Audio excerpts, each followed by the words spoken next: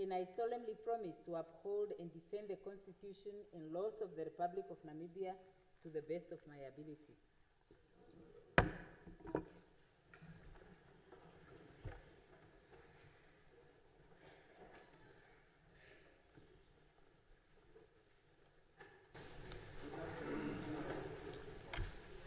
Announcements. It is with profound sadness that I announce the passing on of Mekulu Petra Nakwenye Aluvilu Amea, the mother of Honorable Sophia Shaningwa.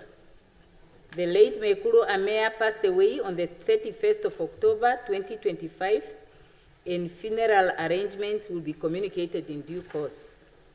On behalf of the National Assembly, I would like to extend heartfelt condolences to Honorable Shaningwa and the bereaved family during this time of grief. Honorable Shaningwa and your family, please know that you are in our thoughts and prayers, and may the fond memories of your late mother's life serve as a source of consolation. Now I ask that we rise and observe a moment of silence.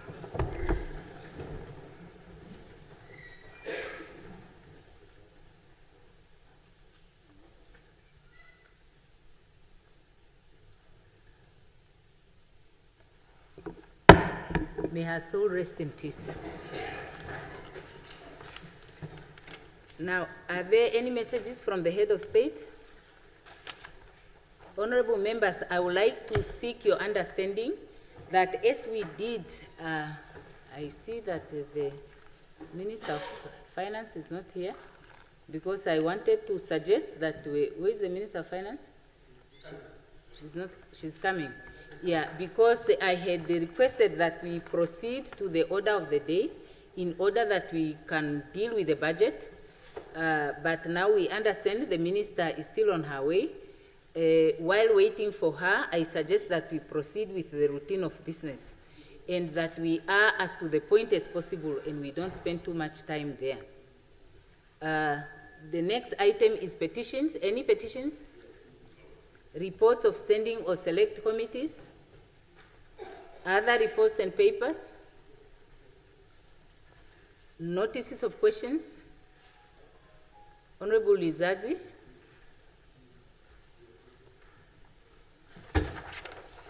Thank you very much, Honorable Speaker.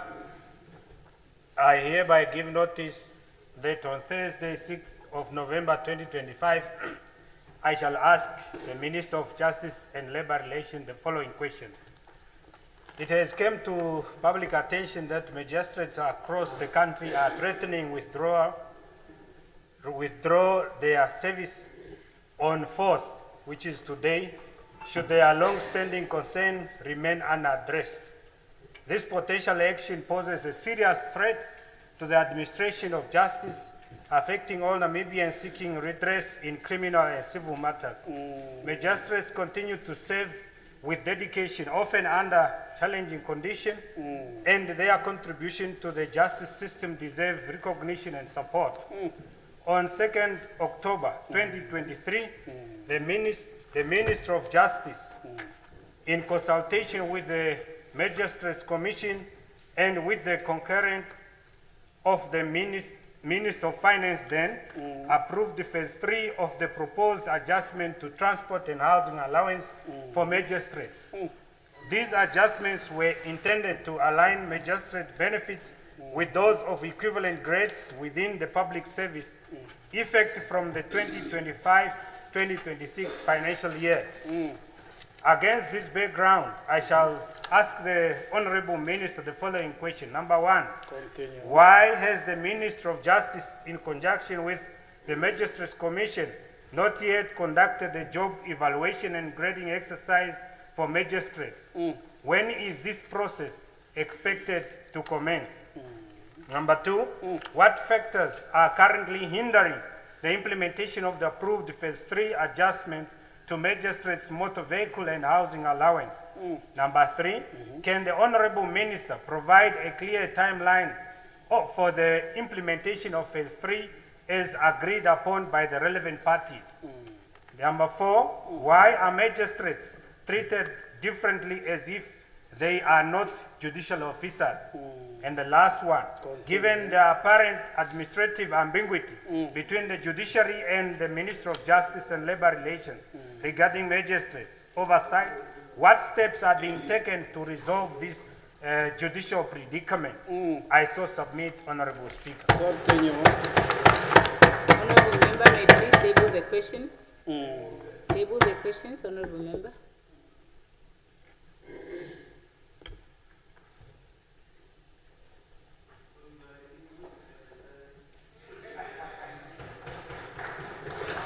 Honorable Kambala.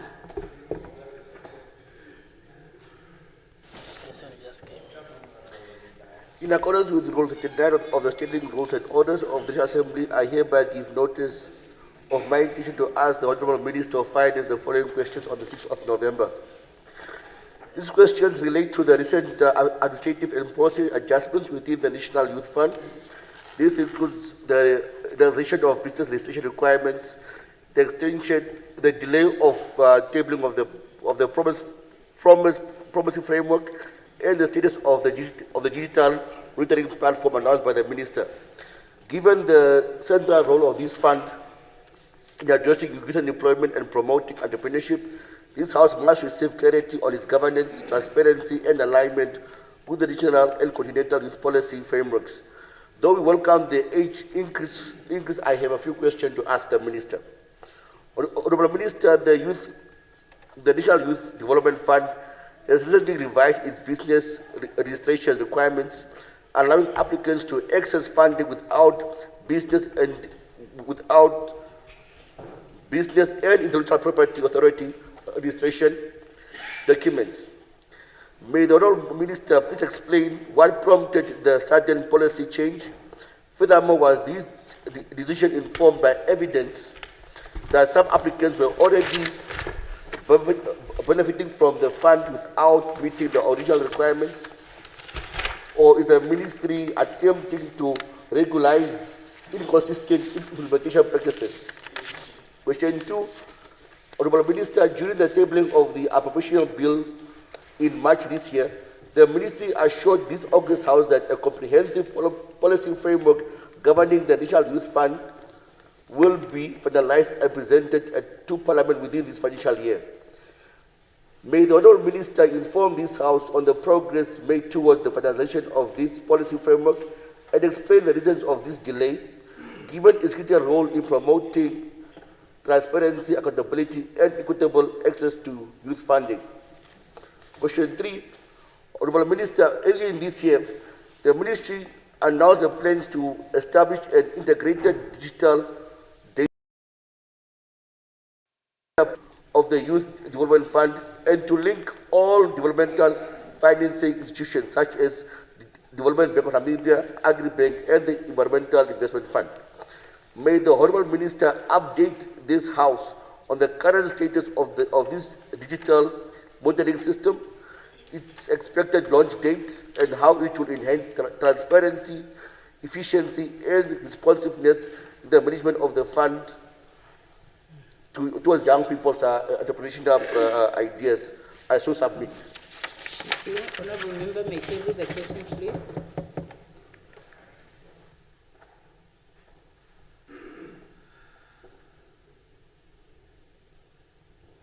Yes, thank you. Now I have 1, 2, 3, 4, 5, 6 MPs on the list of questions. And I would like, the last person is Honourable Lukato. I would like to ask that we agree to end with Honourable Lukato on the questions and we go directly to the order paper. The ones before Honourable Lukato are the Honourable Nashinge, followed by Honourable Hengombe, Honourable Kandorodu, Honourable Mulunga, Honourable Mwashindange, and then Honourable Lukato. Now we start with Honourable Nashinge.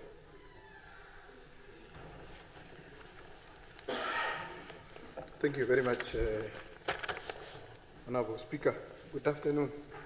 Honourable Speaker, Honourable Members, as the leader of the official opposition in the Parliament of the Republic of Namibia, I wish to give notice that on Thursday, the 6th of November 2025, I shall be asking Honourable Minister of Finance, Honourable Erika Shafuda, the following. Honourable Minister, we are reading disturbing reports that the government institutions pension fund GIPF has lost close to $1 billion Namibian in offshore investments. This comes against the backdrop of an earlier GIPF scandal where $500 million vanished, with the Prosecutor General informing the Namibian people that the tracing of these funds has proven problematic and that no one will be prosecuted. The recurrence of such large-scale financial losses raise serious questions about oversight, transparency, and accountability in the management of public pension funds of the public servants. Therefore, Honourable Minister, I would want to find out if the Honourable Minister can provide this August House with a detailed account of the offshore investment that led to the reported $800 million Namibian loss, including where these funds were placed, through which investment vehicle, and when the decision to write them off was taken. Two, considering that GIPF operates under the Ministry of Finance and Public Enterprise, which is now dead, what level of oversight or approval did the government exercise in this transaction, and who within the system will be held politically or administratively responsible for this failure? Three, how does the 8th administration intend to reassure public servants and pensioners that their lifelong savings are safe and that this latest loss will not quietly disappear into the same silence that followed the previous GIPF scandal? Four, can the minister inform this House how GIPF's investments in international markets and funds are audited and monitored? Furthermore, and final, will the minister provide a detailed report on the performance in each of those offshore investments over the past 3 financial years, including cases where losses may have been concealed or offset by overall portfolio gains? I so submit. The honourable member may table the questions, please. Table the questions.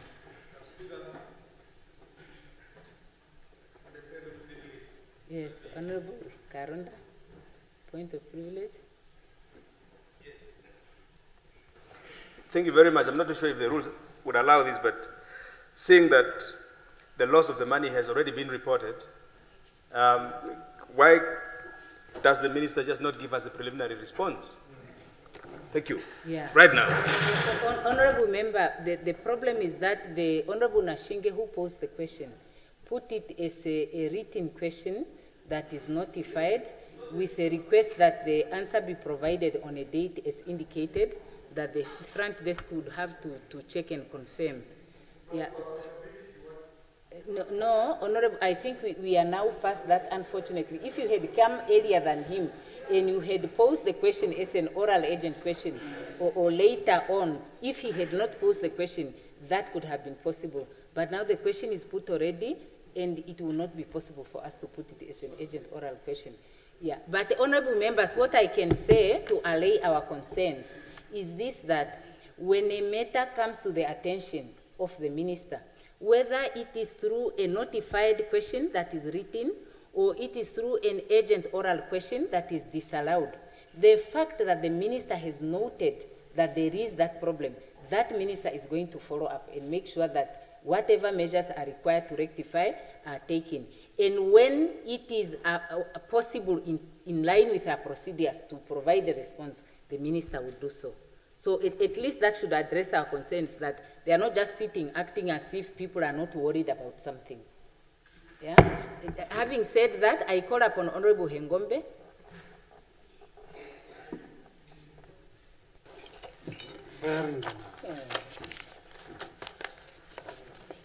Good afternoon, Honorable Speaker.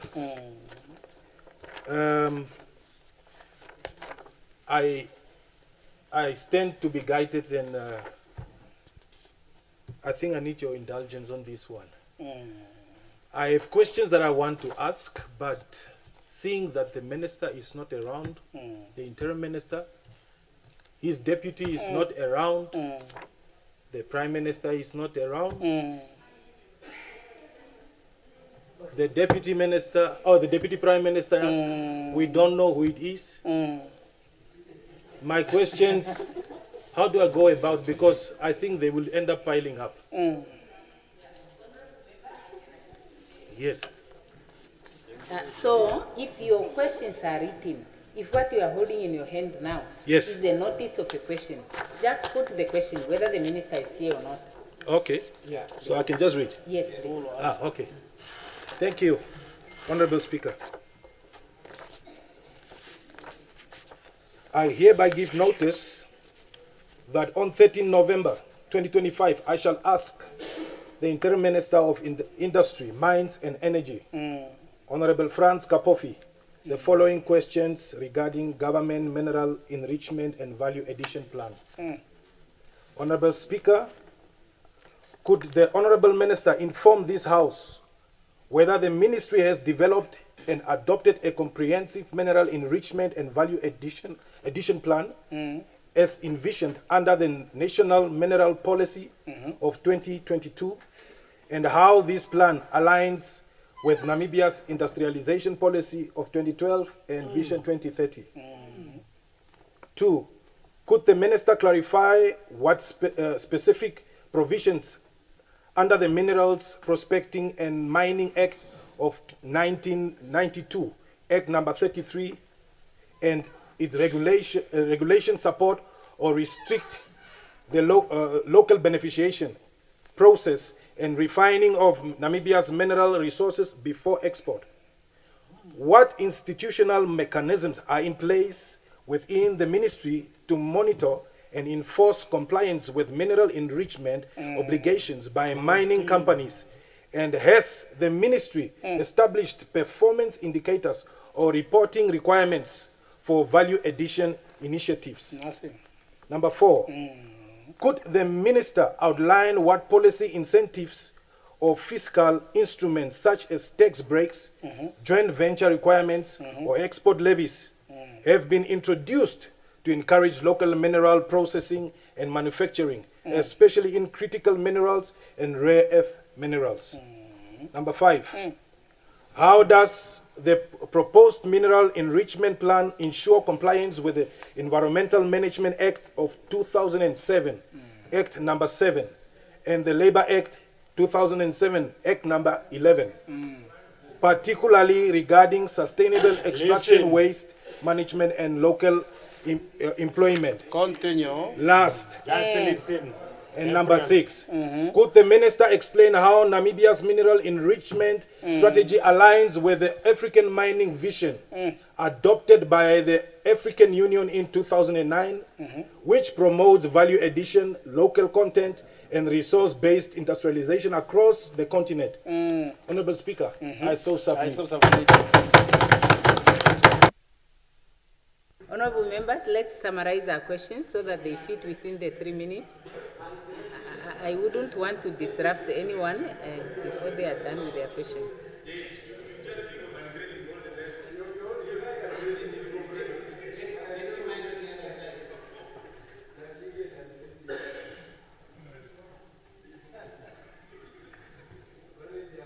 I recognize Honorable Kandorotu. Thank you, Honorable Speaker. I'm back.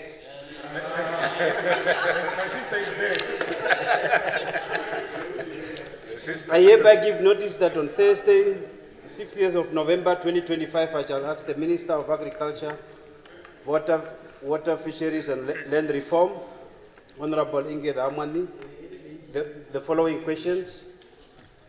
Background of the questions. Honorable Minister, I hereby share with you the water crisis at Okahomandu village in Aminu's constituency of Maheke region. The first borehole was drilled in 1953, and again in 1970, and again in 2020. All these drilling have yielded saline water, of which this particular community has relied on for several years under terrible conditions from 1953. The first borehole has collapsed. The second one produced low yield, and was unable to meet the community demand. The third boreholes contain stuck pipes due to built-up calcification, rendering unusable. Temporary interventions such as water tankers has proven unsustainable and unable to supply both humans and animals. Your Directorate of Rural Water Supply in the Maheke region has given false hope to this community that the next borehole will be drilled after the procurement process is completed, but this process is forever ongoing over the years. The salinity of water at Okahumandu has killed a number of cattle, and this community remained not compensated for the loss of their animals that was poisoned by contaminated water supplied by the government. Honorable Minister, the livestock of Okahumandu are roaming around the entire Aminus constituency searching for potable water. Some of the animals are lost, some are dead because there is no cattle header. The community of Okahumandu are paying transport to get water from neighboring villages for human and small stock consumption. I hereby ask the Honorable Minister the following questions. When will the ministry supply Okahumandu with potable water? Will the government compensate the farmers who lost animals due to the boreholes that was drilled by the Directorate of Rural Water Supply with salinity water? If no clean water is found in Okahumandu, will the ministry lay down a pipeline from neighboring villages to supply this Okahumandu with water? If no solution is found, will this community be resettled somewhere where they will have a potable water and call it home? I so submit. Thank you for the questions, Honorable Member.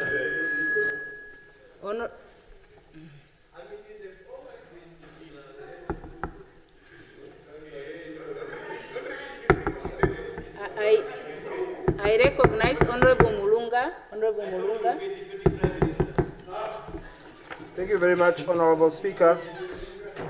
I hereby give notice that on Thursday, 6th of November 2025, I shall ask the Minister of Agriculture, Fisheries, Water and Land Reform, Honorable Inge Zamani Kamwi, the following questions. Honorable Minister, the Ministry acquired tractors with matching implements to boost agricultural mechanization and food security, primarily for small-scale and communal farmers. The initiative is aimed at enabling farmers to conduct their operations such as land preparation, planting and weeding more efficiently and timely, thereby improving crop yields for household food security and income levels. To date, we have received reports that some of the tractors and implements are sitting idle for years and not being used for their intended purpose. The rainy season, which marks the beginning of the cultivation of the northern regions, require farmers to seek the services of tractors and other implements to cultivate their fields. Some farmers were unable to afford the use of private tractors, while many rely on the subsidized services offered by the government tractors. Most of the government tractors, planting and weeding machines are parked at the ministry offices in the regions, broken and not being repaired for years, while farmers have to scramble for the few operating tractors, which sometimes arrive late or never show up to cultivate their fields. I therefore pose the following questions to the Honorable Minister. How many tractors are currently operational and how many are grounded and broken down? For how long has these tractors been parked and out of use at the ministry's premises? How much money was allocated for the maintenance and repair of these tractors since their purchase? What is being done to assist the farmers who have been forced to compete for the few operating tractors?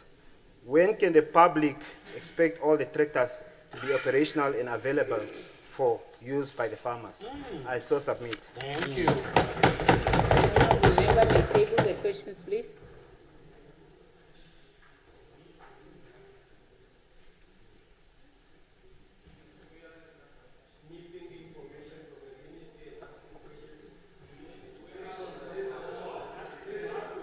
I recognize Honorable Mashindange. So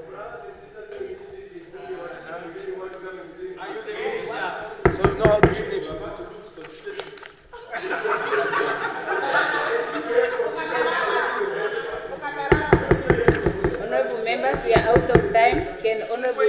Mwashindaga, please be allowed to speak. Proceed, honorable member.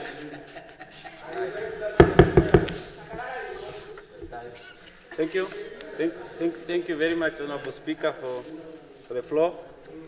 I give notice that on Thursday, the 6th of November 2025, I shall ask the Minister of Finance, the Honorable Erika Shafuda, the following questions. Honorable Speaker, honorable members, Namibia's economy continues to face significant structural challenges, including sluggish economic growth, rising unemployment, and persistent fiscal deficits. Despite notable government interventions, including public investments and policy reforms, the rate of economic expansion remains below the level required to achieve inclusive growth and sustainable revenue generations. As the custodian of fiscal policy, the Ministry of Finance, together with public enterprises, carries pivotal responsibilities in steering the economy towards higher productivity, broadening the revenue base, and ensuring prudent management of public resources. In light of the above, I now ask the Honourable Minister the following questions. Could the Honourable Minister provide an update on the specific fiscal and economic measures being implemented to stimulate sustainable economic growth and diversify revenue sources beyond traditional sectors such as mining and customs revenue? Number two, could the Honourable Minister indicate how the Ministry intends to enhance domestic revenue collections, particularly through improved tax administration, digital transformation of revenue systems, and reduction of tax evasions and avoidance?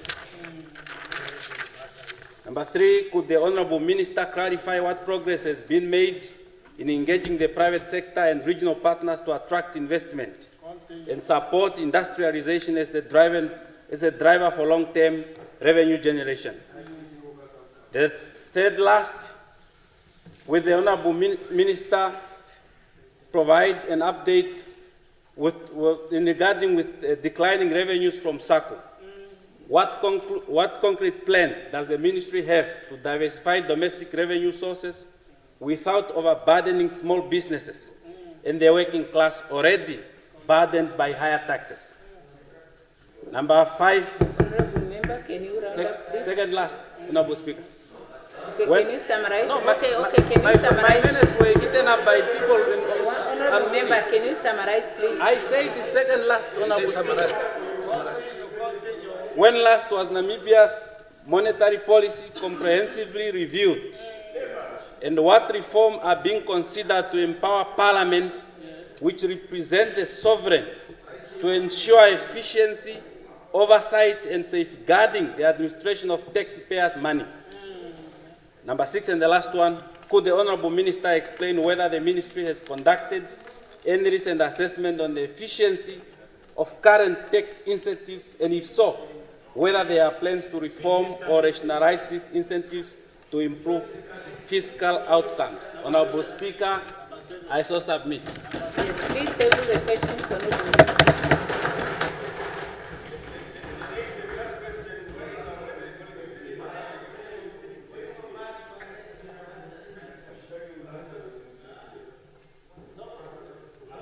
Yes. Honorable Lukata, you may take your seat quick. Yeah, very good. Now you may take the floor, Honorable Lukata. Okay. Yeah. Honorable Speaker, honorable members and leaders of various political parties, good day. Good day. Yeah. I hereby give notice that on Thursday, 6 November 2025, I shall move by asking the Honorable Minister for Agriculture, Fishery, Water and Land Reform, my relative sister, Honorable Inge Zamwani, the following questions. Honorable Minister, the majority of farmers in the Zambezi, Kavango, and the four northern regions, their products are without the markets. So I was on the ground myself, as I have stated here. So we found that many tons of mahango as well as maize, they are stuck without farmers, without the markets. So I so submit, Honorable. I so submit. Yeah. Oh, the Honorable Lukata may table the question, please.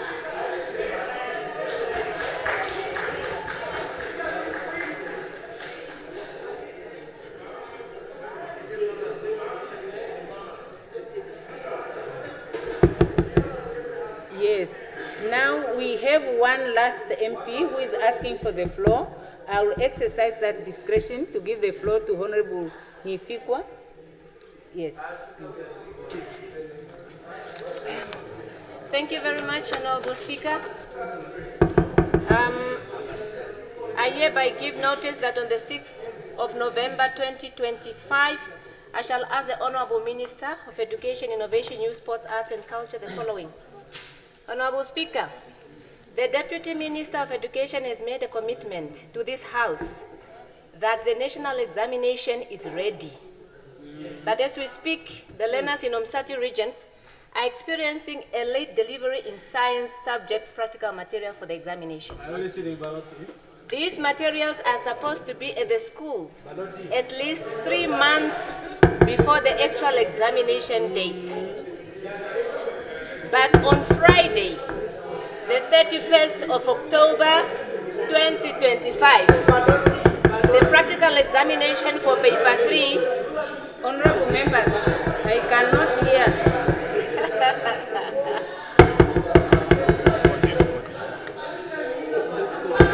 On Friday, the 31st of October 2025, Honorable Speaker, am I protected? Honorable members,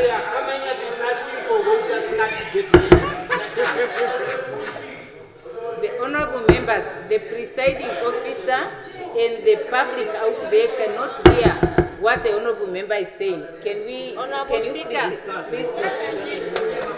Honorable Speaker, may I please speak to the... You may proceed. May I proceed? Okay.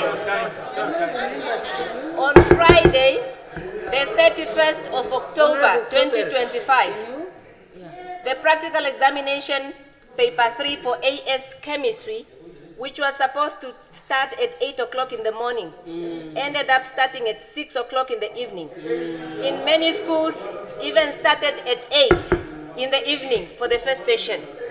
I wish to highlight that the last session of this examination ended at 3 o'clock in the morning of the 1st of November 2025. Honorable Minister, physics is yet to be written.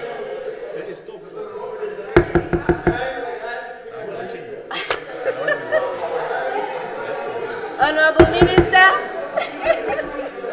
Honorable members, I cannot. I would like the chief whips of all political parties to know. No, Honorable Cooper, may you please take your seat? I just want to remind the chief whips of all the political parties that they have a responsibility under these rules to ensure that their members are in attendance and they comply with the rules. So please, let's whip our members. Now, Honorable Mifika, you continue. Let's wait for her to finish the question, please. May I proceed? May I Yes, start please. over? What do I Yes, do? Yes, proceed. Proceed. Okay. On the, I wish to highlight that the session for this examination for paper 3 ended at 3 o'clock in the morning of the 1st of November 2025. Honorable Minister, physics is yet to be written on the 7th of November 2025. It's likely to experience the same situation. I plead that this shall not be the case. Because with the STEM subjects, we groom our chemists, we groom our doctors, our scientists, geologists, and many more. Therefore, it shall not be tampered with. I therefore ask the Honorable Minister the following questions. Number one, Honorable Minister, what happened to the readiness of the ministry you have promised in this regard? Number two, since when do learners write examination at 3 o'clock in the morning? Which timetable was used? Number four, what results are we expecting in this situation where learners are stressed and fatigued? Number four, and the last one, what urgent action is to be taken into consideration to ensure that the paper 3 examination for physics that is yet to be written is not affected? Thank you, Honorable. I submit. The Honorable Member may please table the questions.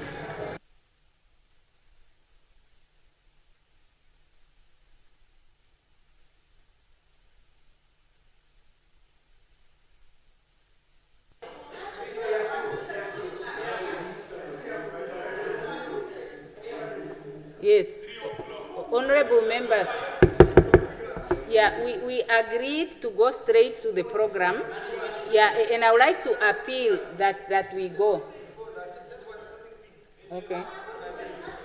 Yes. It speaks to international relations. What is it? On what point are you rising, honorable member? There's a situation happening in Tanzania. Okay. Is there a ministerial point? What is the point that the honorable? No, honorable member.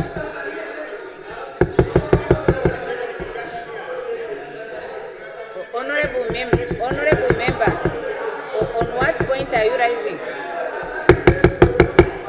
Okay, I would like to call on the whips once again to whip their members. Can we please go now to the order of the day? The secretary will read the first order of the day. The secretary will read the first order of the day. Resumption of debate of report of the Committee on Standing Rules, Orders and Internal Arrangements on Namibia's response to the draft protocol on the SADC Parliament. When this assembly adjourned on Thursday, the 30th of October 2025, the question before the assembly was a report by the Honorable Deputy Speaker that the report be adopted. The Honorable Deputy Speaker already replied, and I now put the question that the report be adopted. Any objections? Agreed to.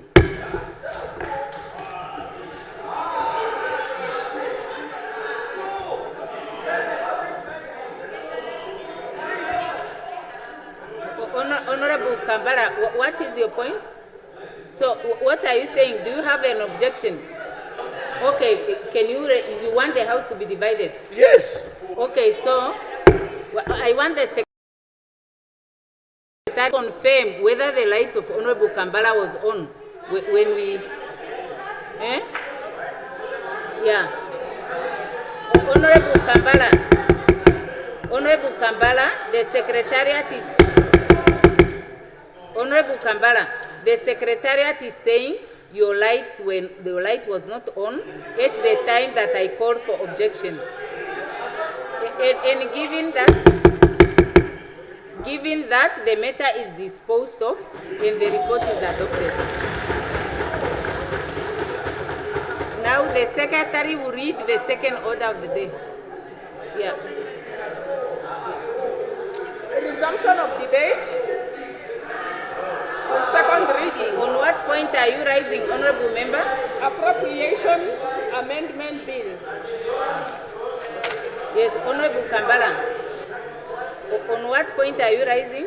Put the privilege. Okay, make your point.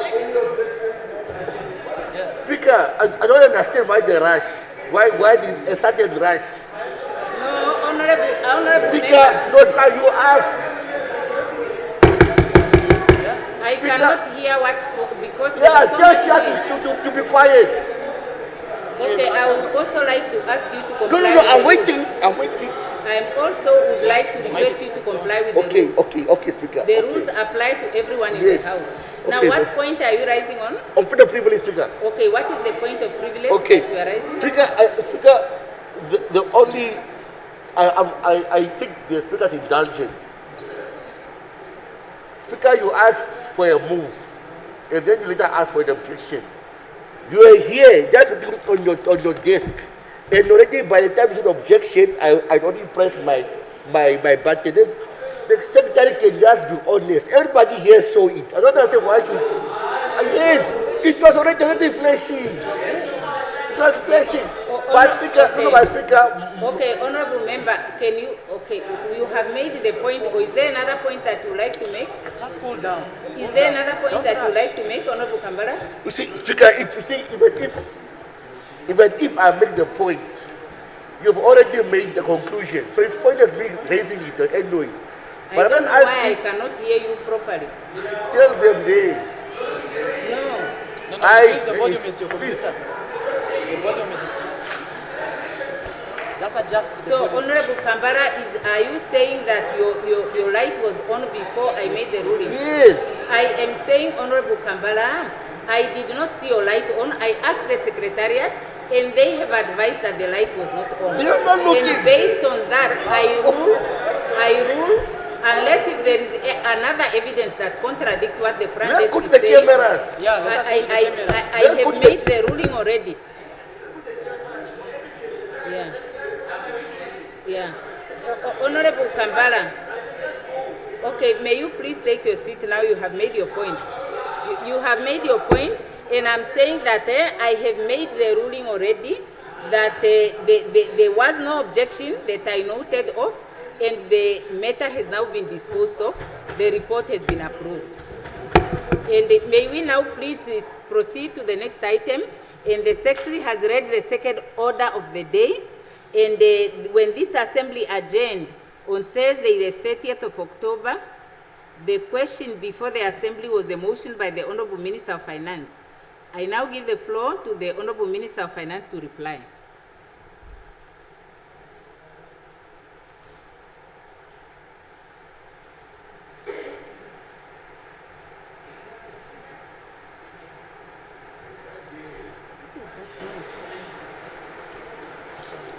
Honorable Speaker, honorable members, very good afternoon. I rise before this August House to respond and clarify the questions, comments, and matters of concerns that were raised by the honorable members during the mid-year budget review debate. Firstly, Honorable Speaker, allow me to express my appreciation to the honorable members of this August House for their insightful contributions to the 2025-2026 mid-year budget review, a clear demonstration of together we can. Your constructive critiques and valuable advice are greatly appreciated, and they contribute meaningfully to the improvement and efficiency of our budgeting process. We acknowledge, however, that the challenges confronting our nation remain significant and call for a unified voice and collaboration among all stakeholders. Honorable Speaker, honorable members, concerns were raised on the growing debt and interest payments. We took note of the concerns raised, and suggestions are taken into consideration as we implement debt sustainable strategies. Indeed, debt servicing or interest payments are consuming a growing share of the budget, approximately 14.4 billion Namibian dollars for the 2025-2026 financial year. I would like to inform this August House that with the redemption of the Eurobond on the 29th of October 2025, the ratio of foreign to domestic debt now stands at 85:15 ratio. It's further worth mentioning that about 90% of the foreign debt is in South African rand denominated, which makes up the overall government debt portfolio of 99% exchange rate free. Regarding questions on measures to contain debt growth trajectory, Honorable Speaker, honorable members, I wish to indicate there are indeed measures that are being implemented, and these include phasing in deficit reduction, fostering growth through smart spending choices, and upholding social protections. Thus, we can stabilize debt and lower interest costs over time without stalling the economy. There were also concerns raised regarding the low execution rate on capital projects. Honorable Speaker, honorable members, the Ministry of Finance, together with the National Planning Commission, and indeed all offices, ministries, and agencies, are working on measures to ensure that the execution rate on the capital project is improved. In addition, we are also considering public expenditure reviews, which are deemed to be very, very critical in support of the optimization and speedy delivery of projects in an effective and efficient manner. A concern was also raised regarding government borrowing for consumption purposes. I have already indicated, Honourable Speaker, Honourable Members, that we do not borrow for consumption purposes because we, as a proud nation, our domestic revenue collection is indeed sufficient to cover operational expenditures. As a nation, we should acknowledge and appreciate the significant progress made in revenue mobilization, particularly when we compare Namibia to her peers who continue to face challenges in generating adequate domestic resources to cover their operational expenses. We therefore continue to strengthen our revenue collection efforts in order to increase fiscal space. On the agriculture sector, there were questions. Indeed, we cannot agree more that Namibia has the means to feed itself, and therefore, as the Minister of Agriculture and all other components normally say, the green schemes are there, and they will be put to production, whether through the public investment or the combination of public-private investments, so that then we can maximize production. With regard to the water scarcity in some parts of the country, government continues to mobilize resources to address the situation. To this effect, funding has been secured, and the implementation of water projects through NAMWater and the Ministry of Agriculture, Water, Fisheries and Land Reform has commenced. Regarding the allocation to subsidized tertiary education, concerns were raised that the additional 663 million that has been allocated is not sufficient. We wish to inform this August House that this is just in addition to what NASFA has already been provided with. The allocation will enable the Ministry of Education, Innovation, Youth, Sports, Arts and Culture to meet expenses related to the subsidized tertiary education, while further considerations will be made during the 2026-2027 financial year, that's the budget, including its corresponding medium-term expenditure framework. With respect to the proposal by this August House for us to be providing updates on economic diversification strategy, revenue performance, and the fiscal policy stance, including the debt metrics, I wish to inform this House that the Ministry will be providing detailed progress report during the tabling of the 2026-2027 national budget.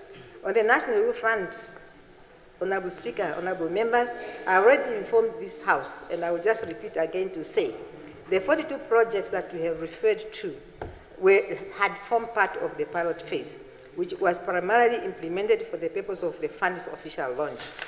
Therefore, the remaining applications are undergoing evaluations by the respective DFIs, that is Agribank, DBN, and EIF. Once this process is completed, feedback on the status of each application will be communicated to all applicants, and consolidated results will be shared with the respective offices of the regional governors. The evaluation process is expected to be concluded by November 2025. Furthermore, incomplete or unsuccessful applications will be considered for key training, mentorship, and coaching programs to enhance their future prospects. Honourable Speaker, honourable members, I wish to inform that the government has revised the National Youth Development Fund age eligibility criteria to promote greater inclusivity and empowerment. Recognizing that entrepreneurship evolves from early adulthood into mid-career, the fund is now open to Namibians aged between the years of 18 to 45. So prepare yourselves, not the members of parliament, but the public out here. With regard to the progress of the Sovereign Wealth Fund bill, I wish to inform this August House that the bill is currently with the legal drafters. And in terms of its performance, I wish to inform that since its inception in 2022, now the money that is in that fund amounts to 479 million Namibian dollars. Honorable Speaker, honorable members, we have discussed, and I can only say I remain thankful to all your contributions. And I really want to say, I want to extend my heartfelt appreciation to all honorable members for your valuable contributions and the steadfast support. I now respectfully seek your approval of the 2025-2026 Appropriation Amendment Bill and the accompanying mid-year budget review documents. With that, I thank you. Thank you, Minister. I now put the question that the bill be read a second time. Any objections? Okay. Then it's agreed to. Now, before we read the next order of the day, the House would rise for a break of 20 minutes. Huh? Huh? Oh, the Secretary will read the bill a second time. Amendment bill. Yeah. Okay, now the House would rise for a break of 20 minutes.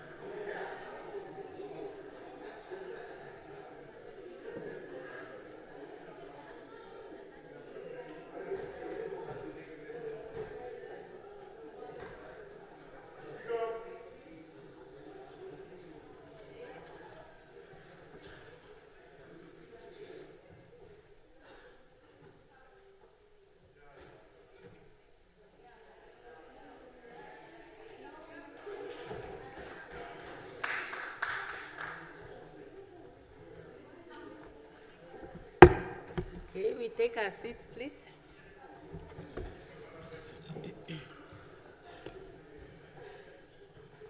Now the secretary will read the third order of the day. Resumption of debate on second reading, Regional Council's Amendment Bill.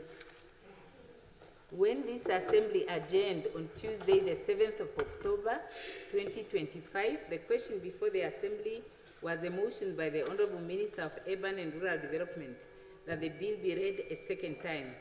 Honorable Hengari deferred the debate and she now has the floor. Is Honorable? No, she's not here. So any further discussions? Yes, Honorable Fries. Honorable Speaker, I just simultaneously wish to postpone this motion debate for Honorable Hengari to next week Tuesday. Thank you. I see there are 3 other members on the list. Let me first hear them out, Honorable Fries, before we come to the deferment. I will also contribute mine. When? Honorable Speaker, yes. Today? Now, yeah. Okay, so then in that case, you ought to first contribute, and then after that you can propose a deferment. Because if we defer, you don't get to contribute. Okay. Okay. Honorable Speaker, honorable members, allow me to share my contributions to the Regional Council's Amendment Bill 2025. The amendments to this bill gives increased executive oversight over regional councils in Namibia. The amendment of Section 18B on page 12 introduces mandatory consultation with governors on matters involving executive functions and allows the Minister and President to direct and enforce compliance. This infringes upon Article 102 of the Namibian Constitution, which mandates the decentralization of government to promote grassroots democracy by granting governors who are presidential appointees de facto veto or oversight power, Honorable Nikundi, over elected regional councils. The bill undermines local autonomy and the separation of powers between central and regional governance structures in our country. Furthermore, the amendments to this bill gives ministerial power to remove elected councillors. The amendments in section 10(1)(a) and 1(b) on page 10 of this bill allows the minister to suspend or remove regional councillors for offences or violations of codes of conduct, even if such sanctions have already been imposed by the council. This raises constitutional concerns under Article 1, Sub-Article 2, that states that sovereignty resides in the people, and Article 102 of the Namibian Constitution, as it effectively allows the executive to override the democratic will of the electorate. Elected officials should only be removed through a due process that upholds judicial oversight, not at the sole discretion of the executive branch. Honorable Speaker, honorable members, allow me now to shift my focus to the boundaries Delimitation and Demarcation Commission under this bill. The new provisions under Section 5 on page 5 of the bill redefines the Commission's composition, operation and powers. Although the Commission is established under Article 104 of the Constitution, the amendment risks politicizing its function by enhancing presidential discretion in appointments without transparent public consultation mechanisms. For boundary-related decisions to be fair, non-executive involvement is of paramount importance. Additionally, this bill provides vague grounds for presidential intervention. Section 80B, paragraph 4 on page 13, allows the president to issue directives to councils if they fail to comply with the minister's instruction without clear checks or legal remedies. This, honorable members, centralizes power at the presidency, conflicting with Article 1, Sub 1 of the Namibian Constitution that speaks of Namibia being a democratic republic, and it further risks violating the rule of law and principles of checks and balances, as there is no indication of a right of appeal or judicial review. Honorable Speaker, honorable members, in conclusion, the Regional Council's amendment bill, while aimed at streamlining governance and administrative clarity, concentrates significant authority in the executive at the expense of constitutionally protected decentralization, democratic representation, and judicial fairness. In closing, if this bill is implemented without changes, it risks undermining the following articles in the Namibian Constitution: Article 1, subsection 2, sovereignty of the people; Article 102, decentralized governance; Article 12, right to fair administrative justice; and Article 108 and 110A, limits of delegated executive powers. I so submit, Honorable Speaker. Honorable Member, I now give the floor to Honorable Mongo.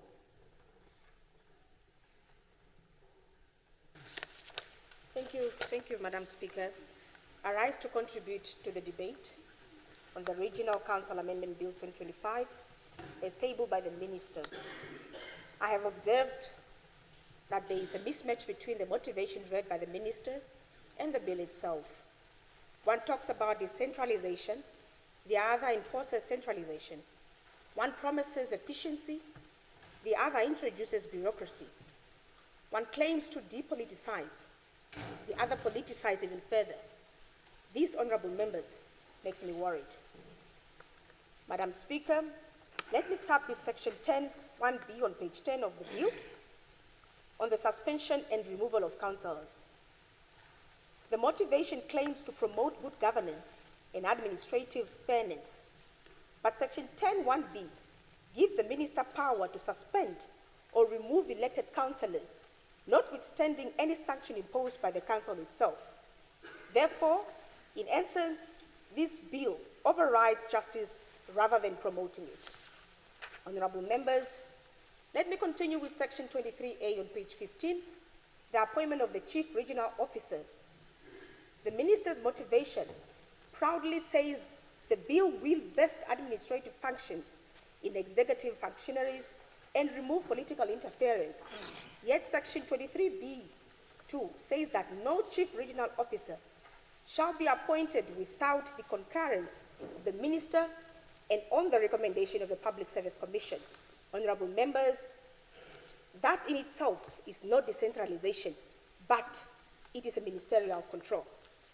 Honorable Speaker, honorable members, I now continue with section 18B on page 12 on directives from governors.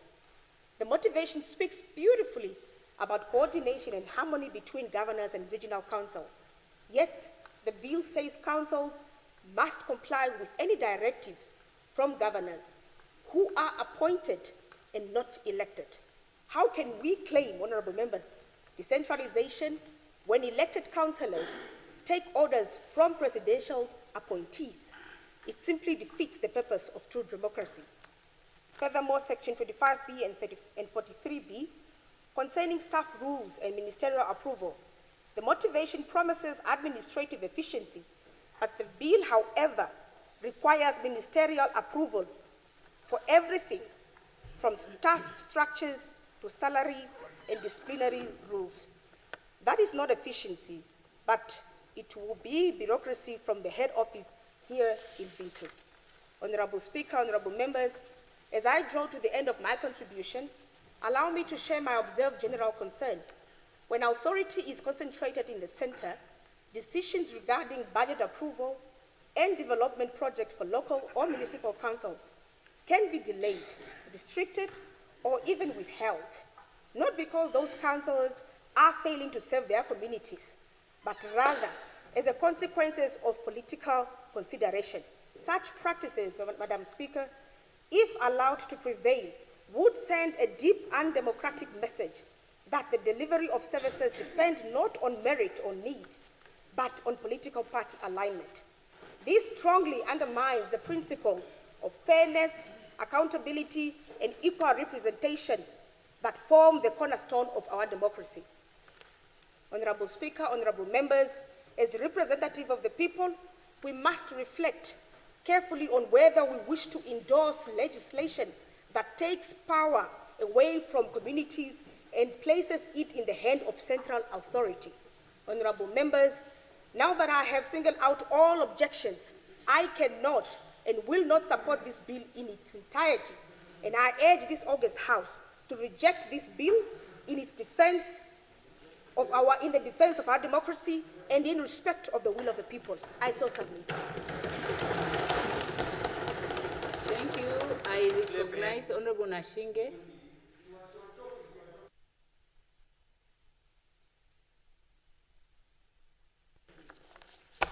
Thank you very much, Honorable Speaker of our National Assembly. Let me also join the colleagues in contributing to the debate of this ill-advised amendment bill on the regional councils.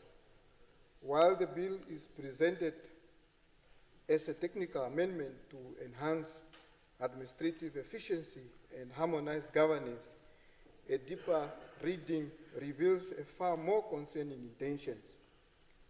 This proposed law represents a quiet but deliberate re-centralization of power into the hands of the minister and politically appointed governors.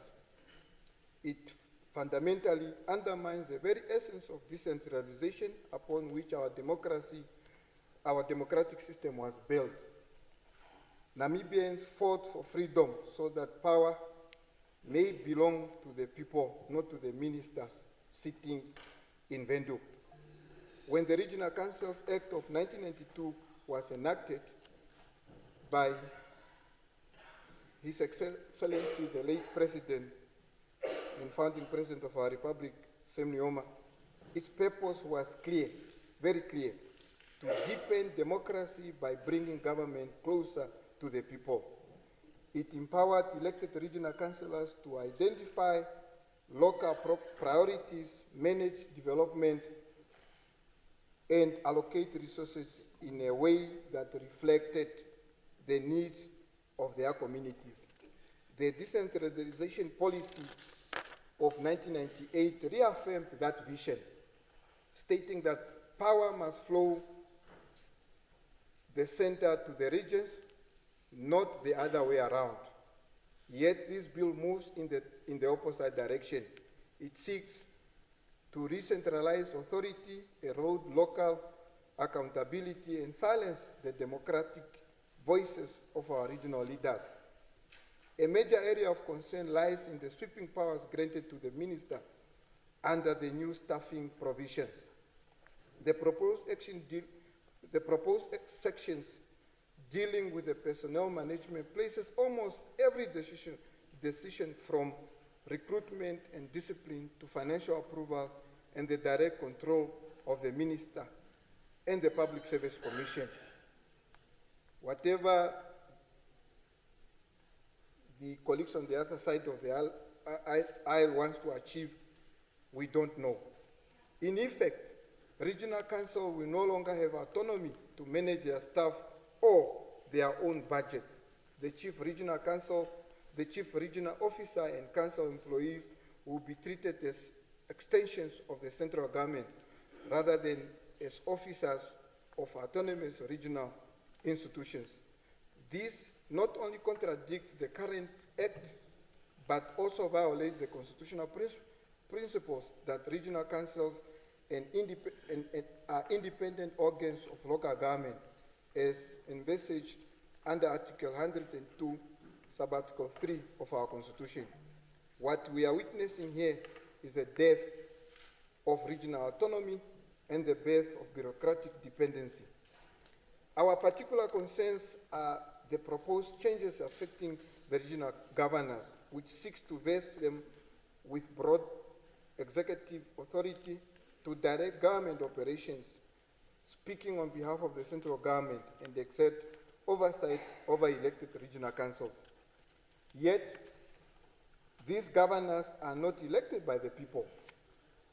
They are appointed at the pleasure of the president. If government insists that governors should wield such extensive powers, that governors must be chosen by the people they serve. Anything less is a distortion of our republican ideals. Distortion, I can say it without reading, of our republican ideals, and dangerous consolidation of political control. Pure madness. This bill risks turning regional administration into partisan instruments of the executive rather than democratic institutions accountable to local citizens. The proposed amendments also contradict the Decentralization Enabling Act of 2000, which commits Namibia to transfer powers, functions, and resources from the central ministries to regional and local authorities. Instead of deepening this process, the bill erects new barriers. It introduces fresh approval layers for routine expenditures, transfers disciplinary powers to the center, and subjects regional decisions to ministerial vetoes. In other words, it decentralizes responsibility but re-centralizes authority. Under this framework, regional council will shoulder the blame when things go wrong, but we have no real power to make decisions when things matter the most. Another troubling feature of this bill is the politicization of the public service. By bringing regional council staff under the Public Service Commission and allowing the minister or the president to vary or reject the commission's recommendations, the bill opens the door to political interference in appointments and promotions. We all have seen what this country has been going through, especially through the job for comrades and all this funny stuff. Another trouble,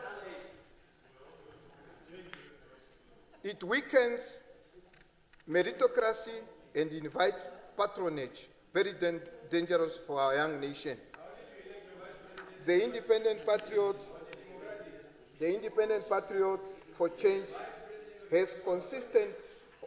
has been consistent on this matter. The public service must remain professional, impartial, and guided by merit, not by political loyalty.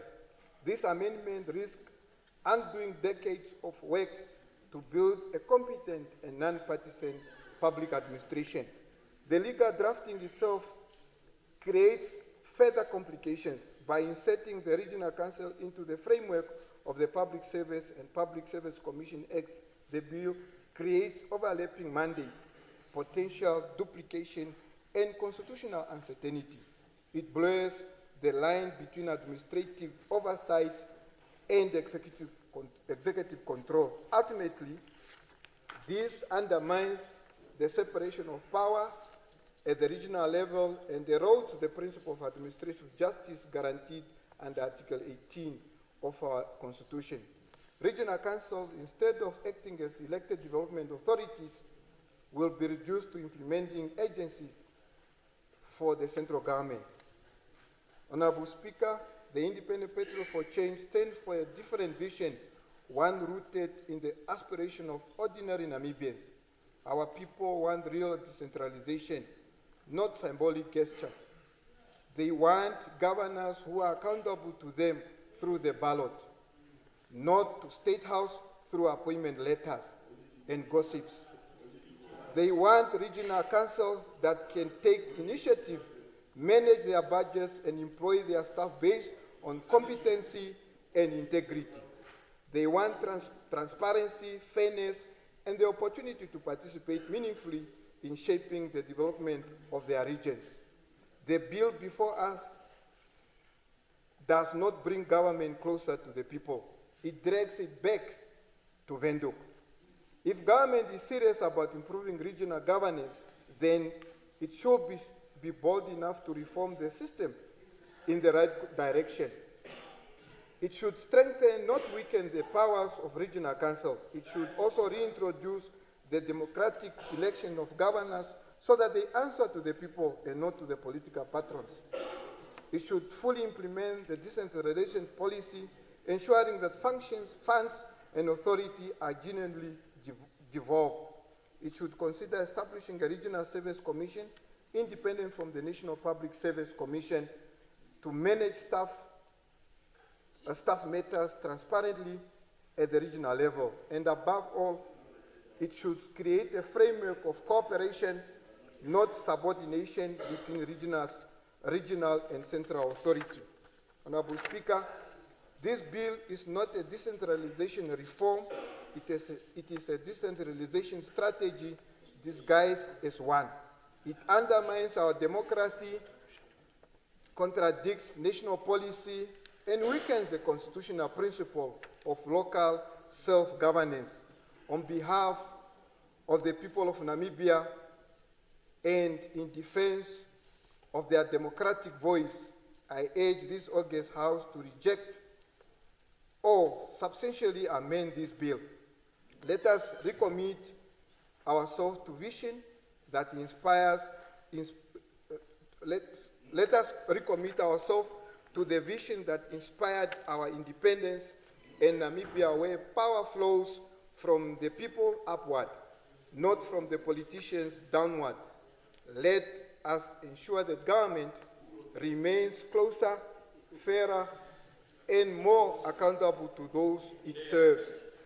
I thank you very much. Thank you, Honorable Member. I call upon Honorable Mbundu.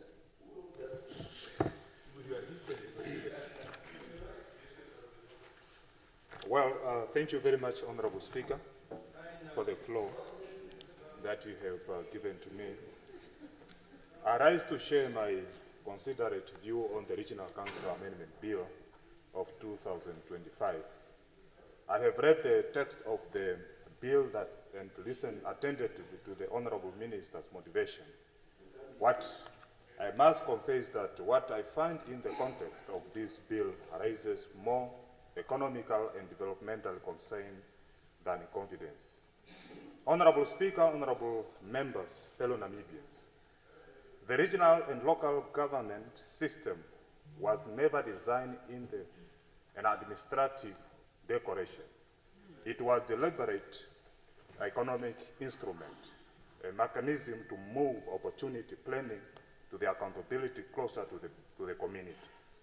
That's why our Constitution under Article 102 and 103 recognize them as a constitutional pillar, but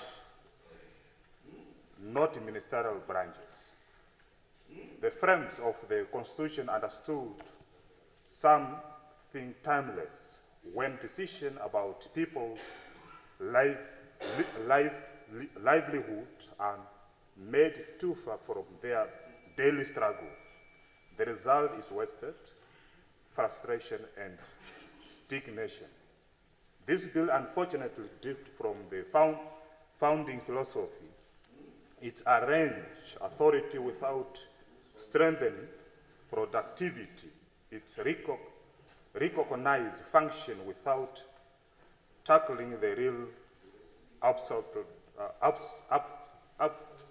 obstacles to grow the capacity, slow financial flows, and weak development coordination. Honorable Speaker, honorable members, fellow Namibians, We have walked this road before when the old regional development plan coordination was amended in the early 2000. It promised streamlined planning within the 2 years.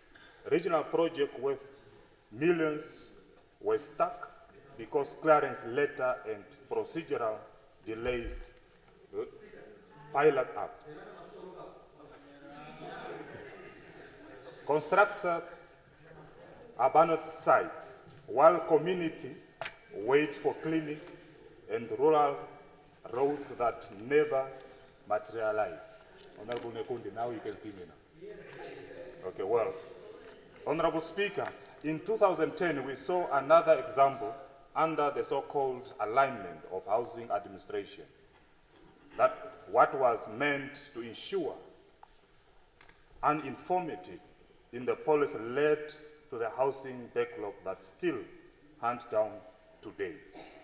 Good intention turned into administrative paralysis because power was moved upward instead of empowering implementer on the ground. If this bill follows the same path, we risk repeating that strategy, a law that sounds efficient on paper, but skill development in practice.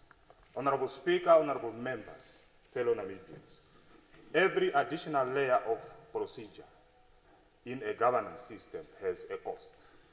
A delayed signature is not just a paperwork.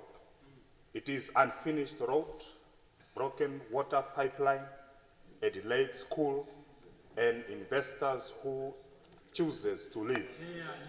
Development strive on spend and predictability. Regional and local council are the first responders to the nation economic emergency. Drought relief, small-scale enterprises support, settlement development, and land allocation. When they cannot act swiftly, the nation economic bleeds silently at the paras face where it hurt most. At the law that lengthens the road between a problem and decision is not reform, it's regressions. Honorable Speaker, honorable members, fellow Namibians, strong nations are not built by concentrating authority, but by distributing responsibility. A balanced political system, recognized and regional council are training ground for leadership, not holding rooms for compliance. The draft of our constitution saw council as laboratories for democracy maturity, where ordinary citizens would test leadership, oversight, and local decision making. This bill risks converting those councils into spectators, waiting for instruction rather than designing progress. When leaders in the region lose the confidence to take initiative, national politics becomes an echo chamber to central voices and local silence. That is not development, it's a control through dependency. Honorable Speaker, honorable members, fellow Namibians, Namibia's long-term development plan, Vision 2030, to the Harambee Prosperity Plan, all rest on one assumption, that region must become engine of growth. Yet this bill says nothing about capital formation, local investment, attraction of fiscal responsibility. It does not address how council can raise funds, manage budget efficient, or partner with private sector. Instead, it think with hierarchy that the management reform, not economic reform. If this bill truly thought to unlock regional economies, it will prioritize a predictable framework for regional budgeting, faster approval of local projects, capacity building for financial officers, and transparent development evaluation tools. Those are the nuts and the bolt of progress, not rearranging who to report to whom. Honorable Speaker, honorable members, fellow Namibians, nations that centralized their development administration from Zambia in the 1980s to Zimbabwe in the early 2000s all saw the same outcomes: shrinking local accountability, politicized project allocation, all the collapse of community trust.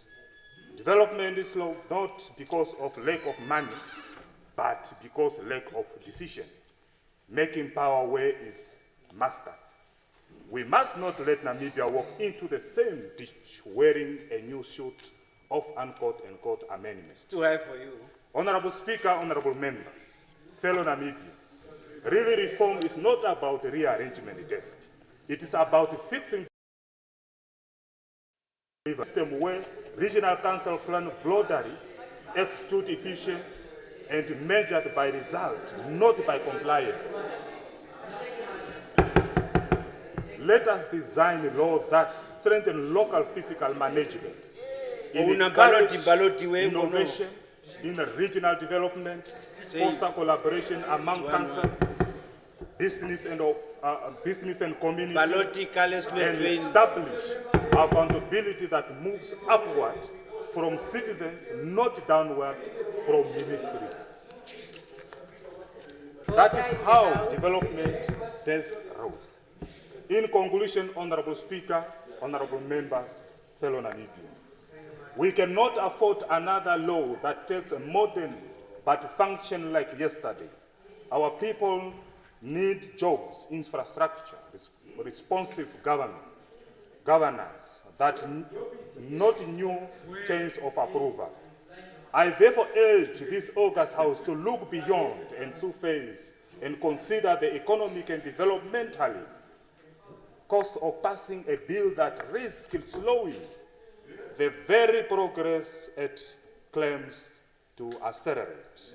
Let us craft a legislation that empowers every region to think, decide, and deliver to its people. That is the Namibian, our constitution, we imagined. With these few words, I so forth.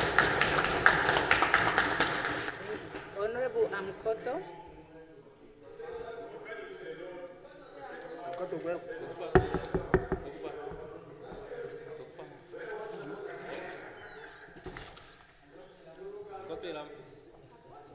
Thank you very much, Honorable Speaker, for the floor.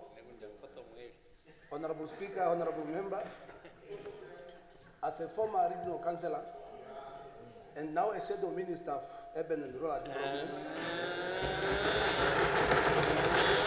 Very important. Sangoza ran away because of you. Very important. I rise to make my contribution to the debate on the Regional Council Amendment Bill, tabled by the Honorable Minister of Urban and Rural Development. While I recognize the intent of this bill to strengthen the administrative efficiency of the Regional Council and improve the coordination between the Regional Council and central government, I must, however, express deep concern over several provisions which, in my considered view, risk undermining the principle of decentralization and the democratic accountability that lie at the heart of our governance framework. Honorable Speaker, Namibia's system of regional government was founded on the vision that decisions affecting local and regional development should be made as close to the people as possible. The Regional Council Act of 1992 was designed to empower elected regional councils to plan, coordinate, and manage development in their respective regions. The Constitution, particularly Article 102 and Article 108, enshrine the principle of decentralization governance as a means to bring service and decision-making closer to the people. It is therefore troubling that this amendment bill in several instances appear to reverse that progress by concentrating significant authority in the office of the regional governors and the minister. One of the most concerning provisions is the newly inserted Section 18B, which make regional council accountable to the government through submissiveness with the request or directive by the governor, and empower the minister and the president to issue directives where council fail to comply. Honorable Speaker, while accountability is essential, the broader and undefined nature of this power effectively gives governors who are appointed, not elected, that ability to override the decision of the democratically elected regional council.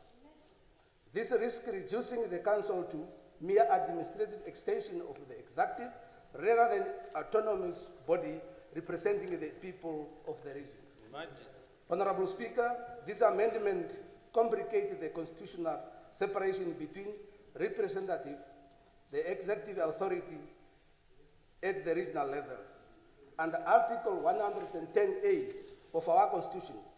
Governors are already appointed by the President to coordinate executive function in the region and represent the central government.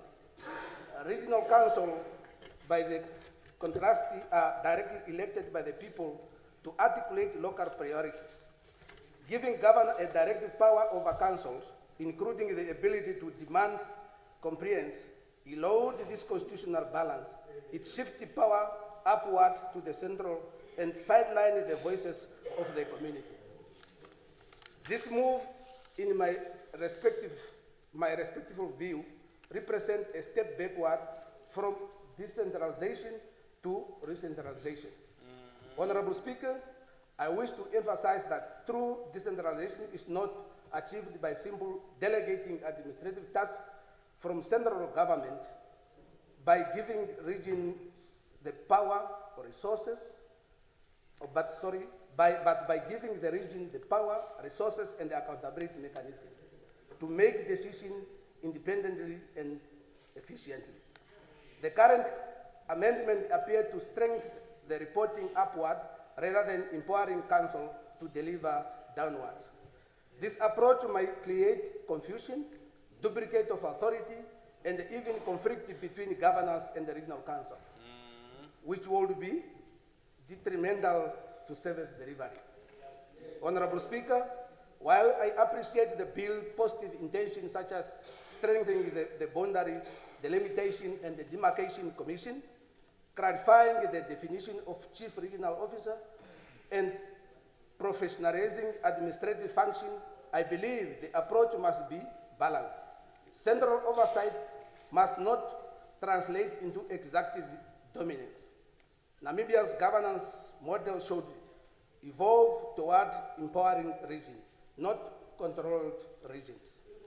I therefore urge the Honorable Minister to consider amendment that will, number one, clearly define the limit of governors' directive powers, ensuring that they do not interfere with the autonomy of elected councillors. Yes. Number two, introduce independent dispute resolution mechanism between governors and the regional council, rather than allowing the minister to be both participant and the referee. Number three, reinforce the principle of fiscal and administrative decentralization, allowing council more control over their budget, staff, and development priorities. In line with the National Decentralization Policy of 2013, ensure that the disciplinary provision respect the due process and protect the democratic mandate of councillors elected by the people.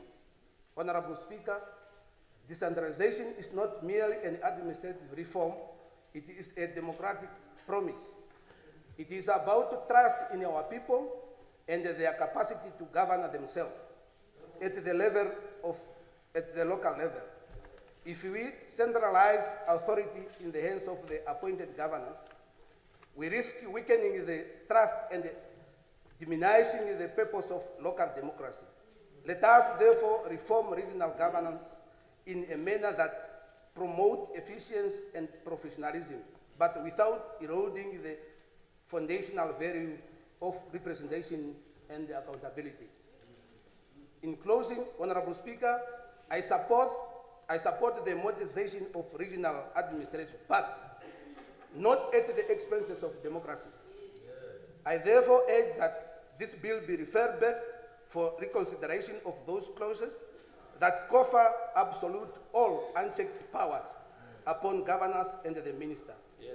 The people elected their council to speak for them. Their voices must not be muted by administrative overreach. Yes. I thank you. Thank you. Any further discussions? Any further discussions? So, Honorable Kambala? Oh, okay. So, Honorable Priest, you wanted to defer the discussion on behalf of Honorable Hengari. Would you still like to do that?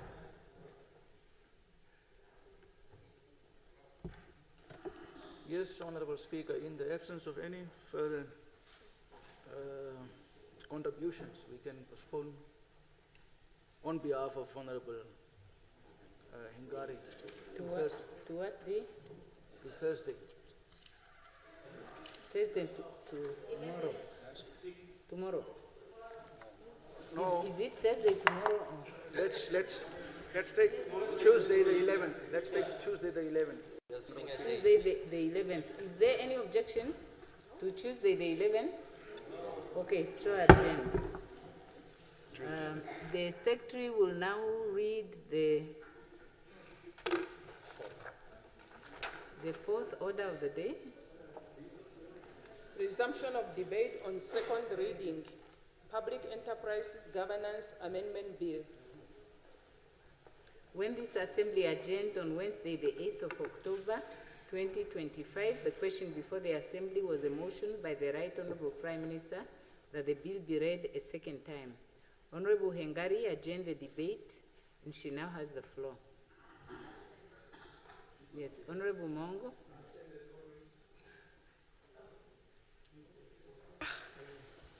Thank you, Madam Speaker.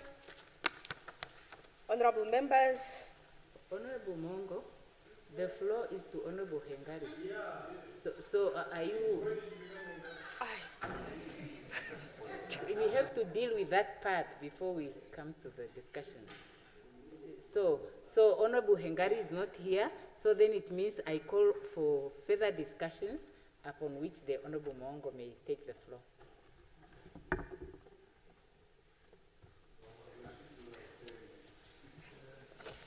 Thank you, Madam Speaker.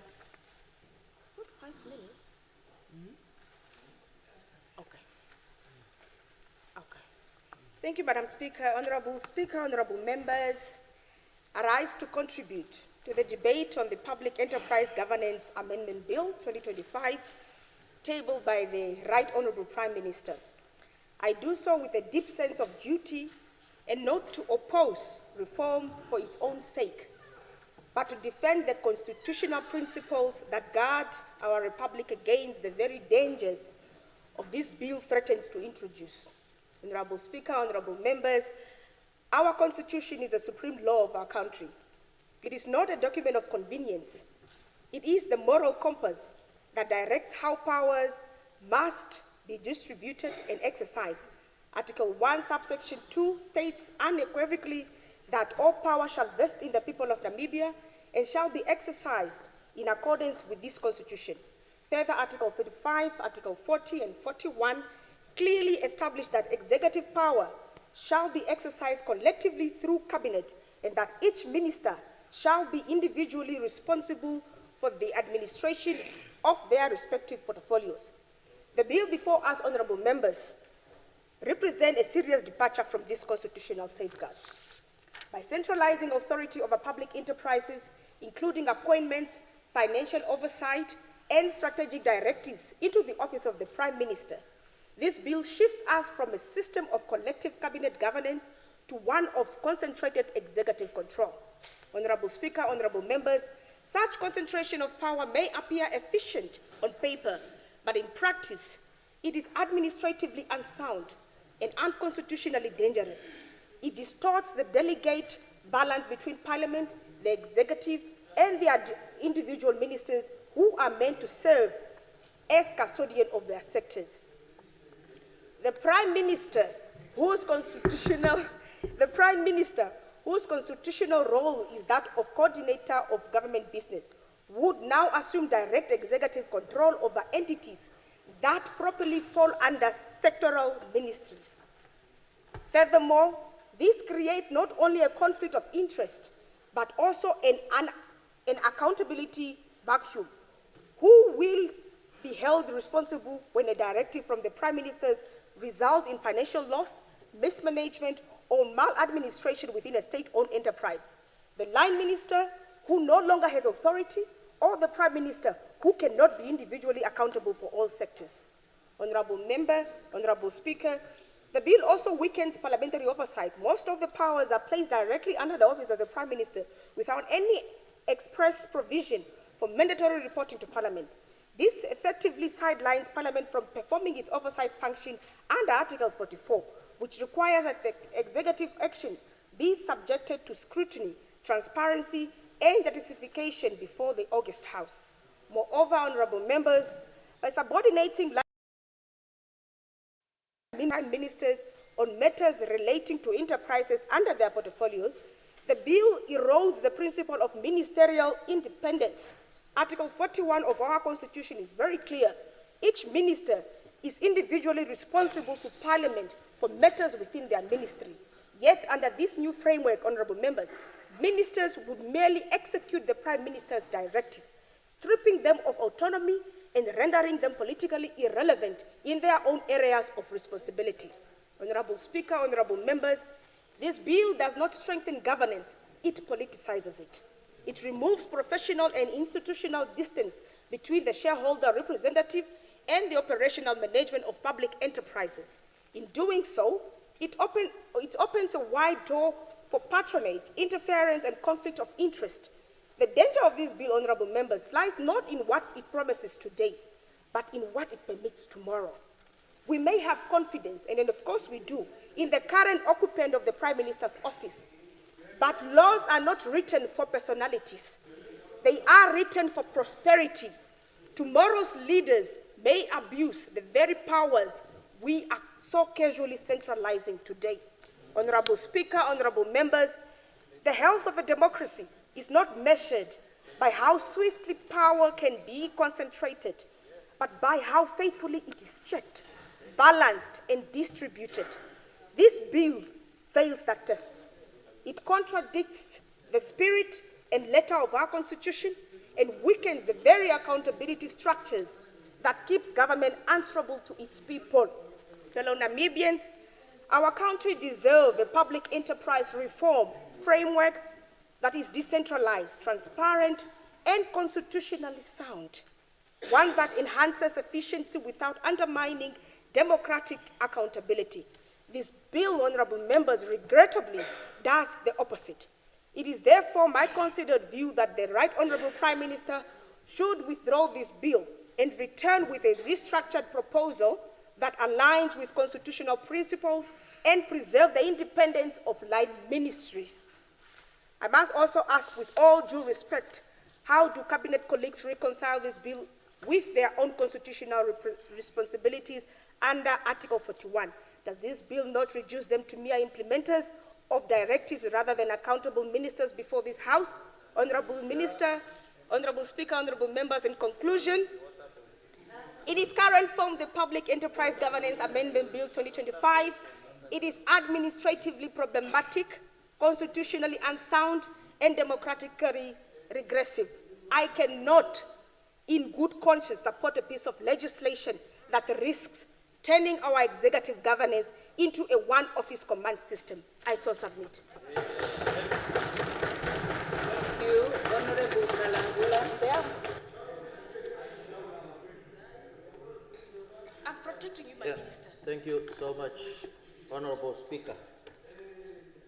Honorable Speaker, honorable members, as we debate on this bill, it is important to start with the background.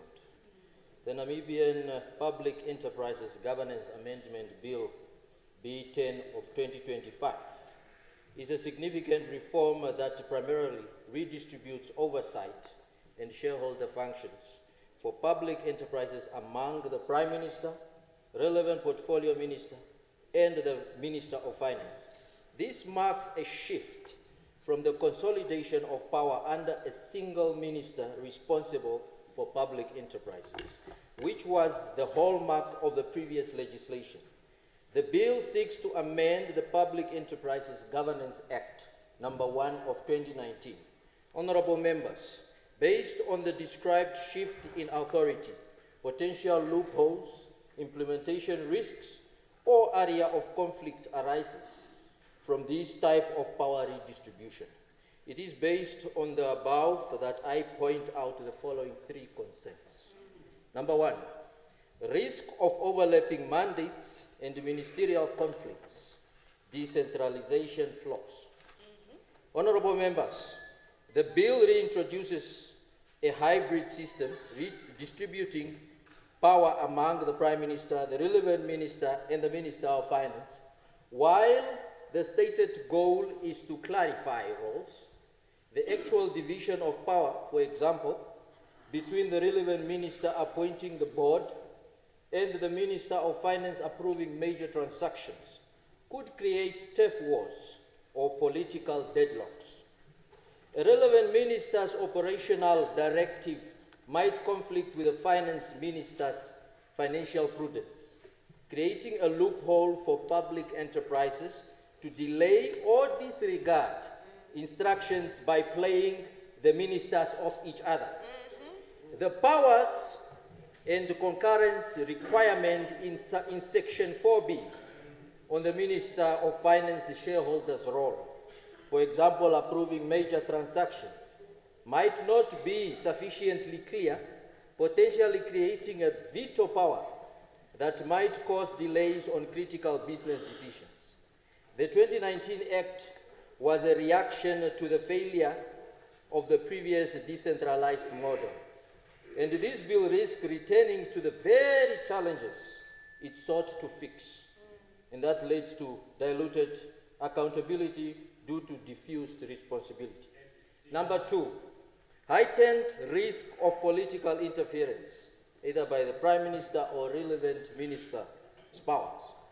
Honorable members, key functions like board appointments and removal as per this bill will be vested in the relevant portfolio minister, with the Prime Minister assuming overall stewardship role.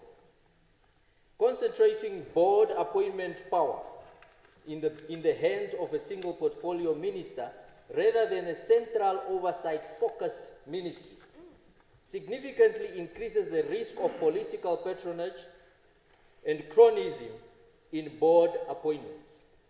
The Prime Minister's power to intervene in leadership crisis could be exploited for political purposes to remove non-compliant public enterprise leadership without following due process, thereby undermining corporate governance principle.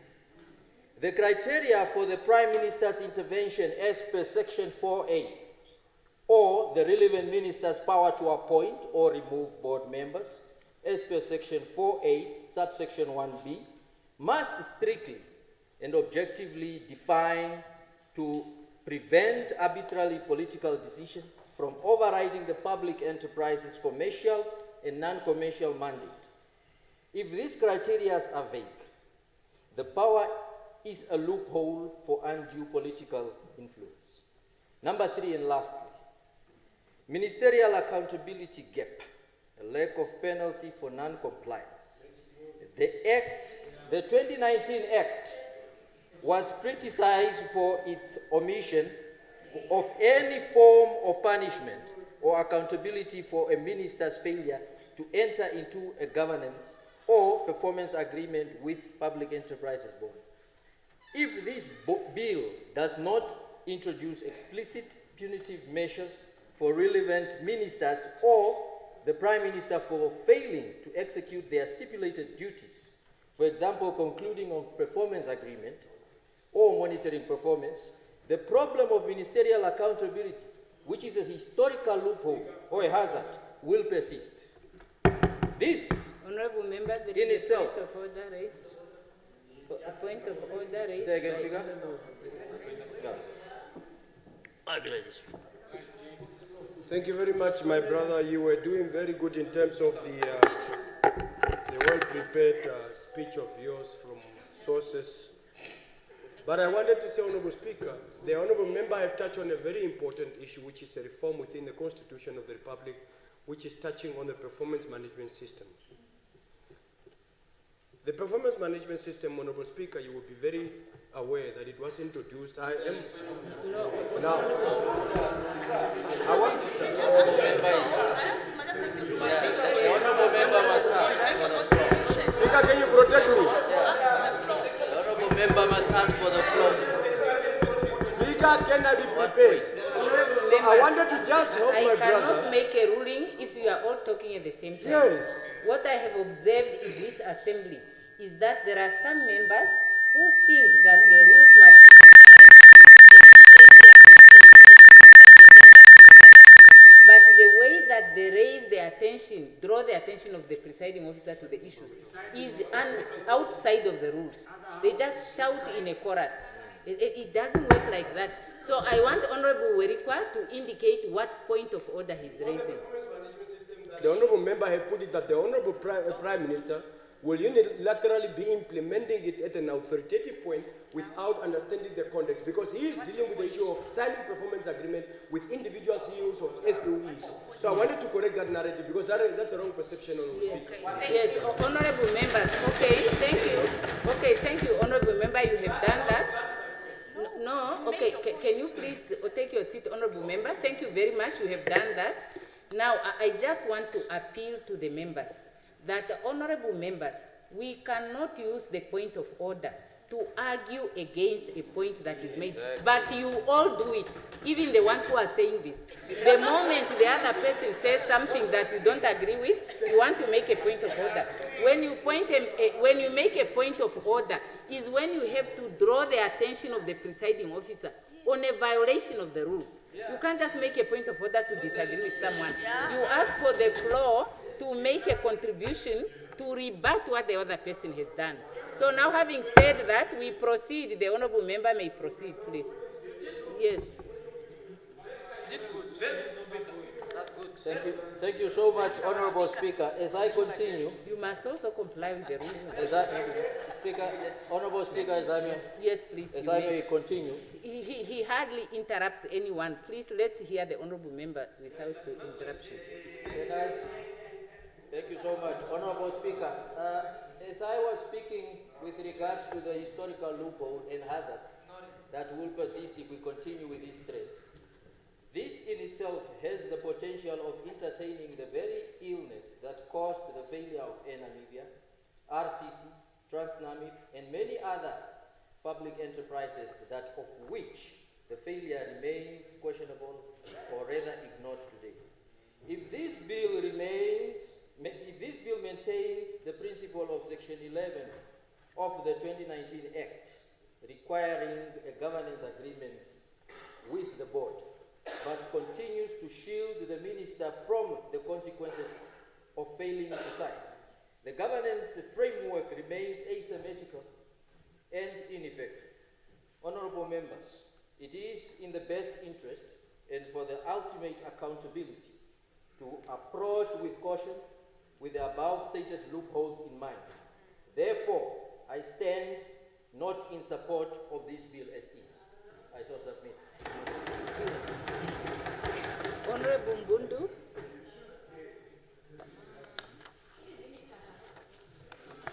Thank you very much, Honorable Speaker, once again, that you have given me the floor. I rise to contribute on the debate on the Public Enterprises Governance Amendment Bill of 2025, tabled by the Right Honorable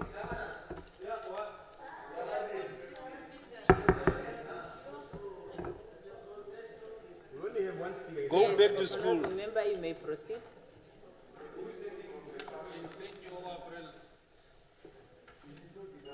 Okay, thank you very much, Honorable Speaker. So I think I'm a person who does not disturb anyone in this house. Yes, that is correct, Honorable Member. So let's respect one another when another member's on the floor. Yes. So if you want to speak, you can just press the button, then you can Correct, contribute. correct, Honorable Member, but this time you are also wrong because the Speaker should do that. But I agree with you. Yes, You don't because disrupt we are- other we are not- members. we are and not you in should- the class. Yes, yes, yes. We are Honorable not in the members, class. can we please hear our colleague? Yes. Honorable Bundu, proceed, please. So I rise to contribute on the debate on the Public Enterprises Governance Amendment Bill of 2025, tabled by the Right Honorable Prime Minister. While the bill is presented as an effort of strengthening the performance of public enterprises, it is regrettable offer than cosmetics, restructuring than a real reform. After years of losses, bailout and efficiency in our state-owned enterprises, the Namibian people deserve a bill that fixes the disease, not that one that rearranges the symptoms. The amendment before us is silent in accountability, performance, enforcement, and fiscal realism, and every areas that the Right Honorable Prime Minister, Clause 4, empower your office to clarify public enterprises based on commercial or non-commercial functions. Yet this clause failed to define measurable criteria for such as clarifications. How can the public trust that clarification will not be subject and politicized, politically motivated, especially when no clear formula exists on measuring strategic importance or, so that word, or social impact. So Namibia has repeatedly classified losses-making enterprises as strategic simply to justify more bailout without strike and public criteria. This amendment risks becoming another administrative game of labor that hides failure under new title. Right Honorable Prime Minister, Clause 9 talks about remuneration frameworks for CEOs and boards, yet the bill is silent on the link between pay and performance.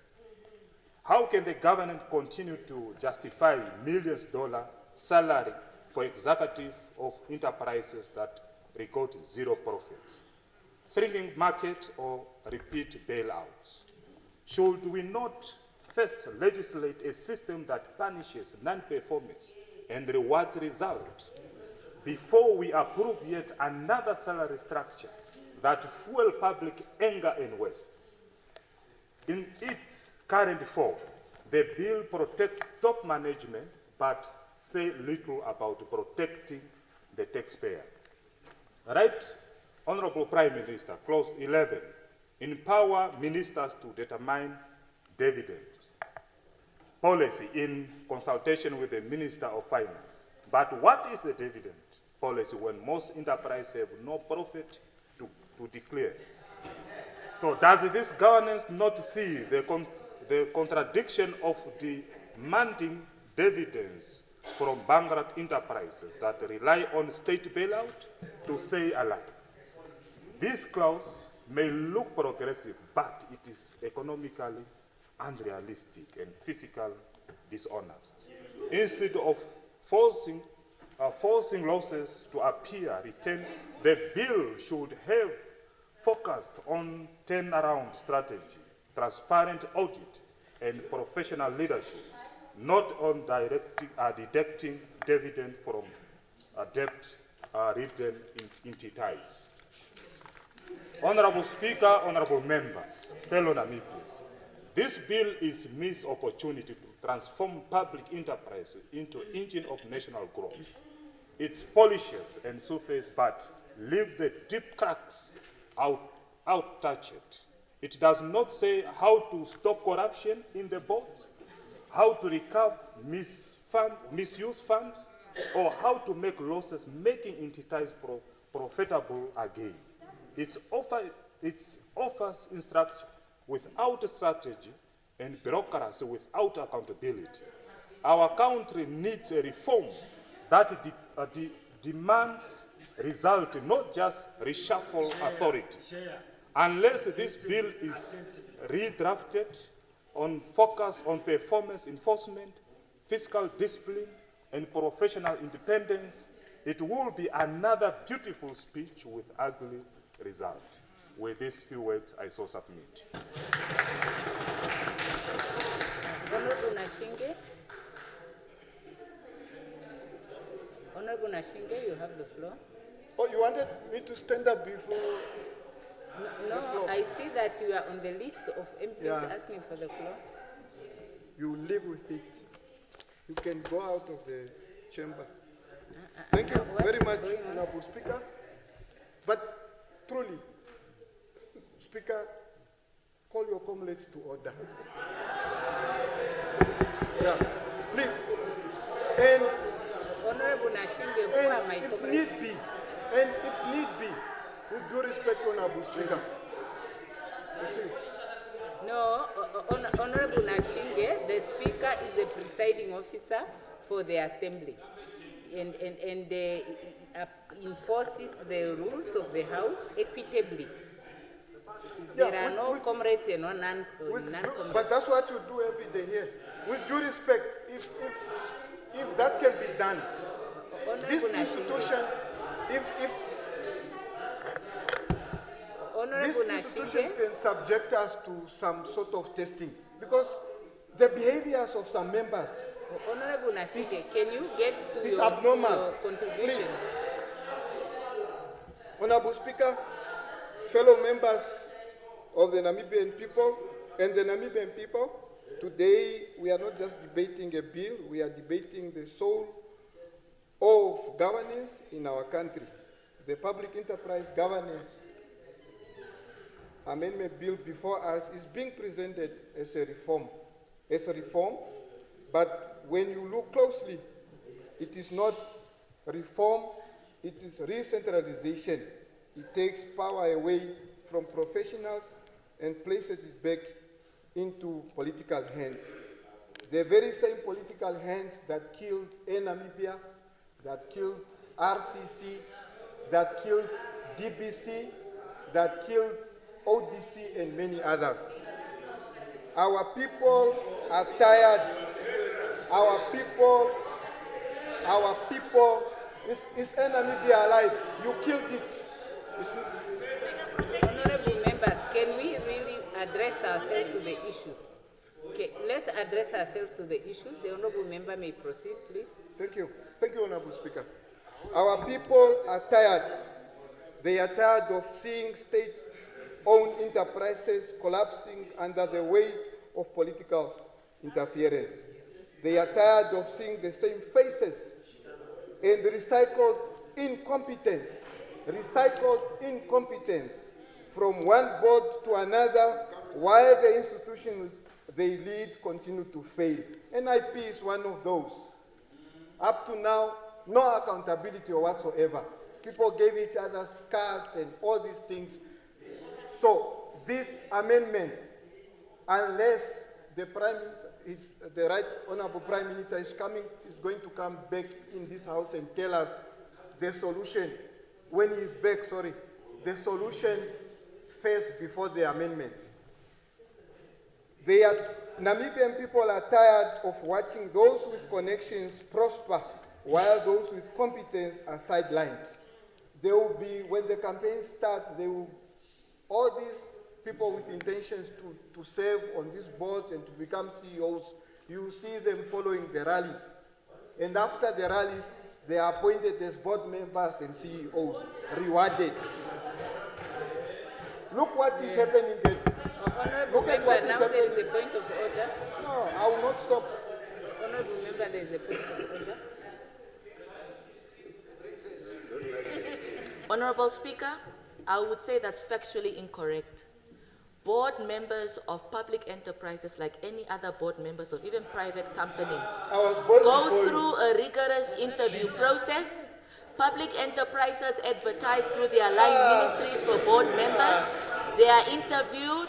They are recommended by the interview panel, and then the line minister appoints.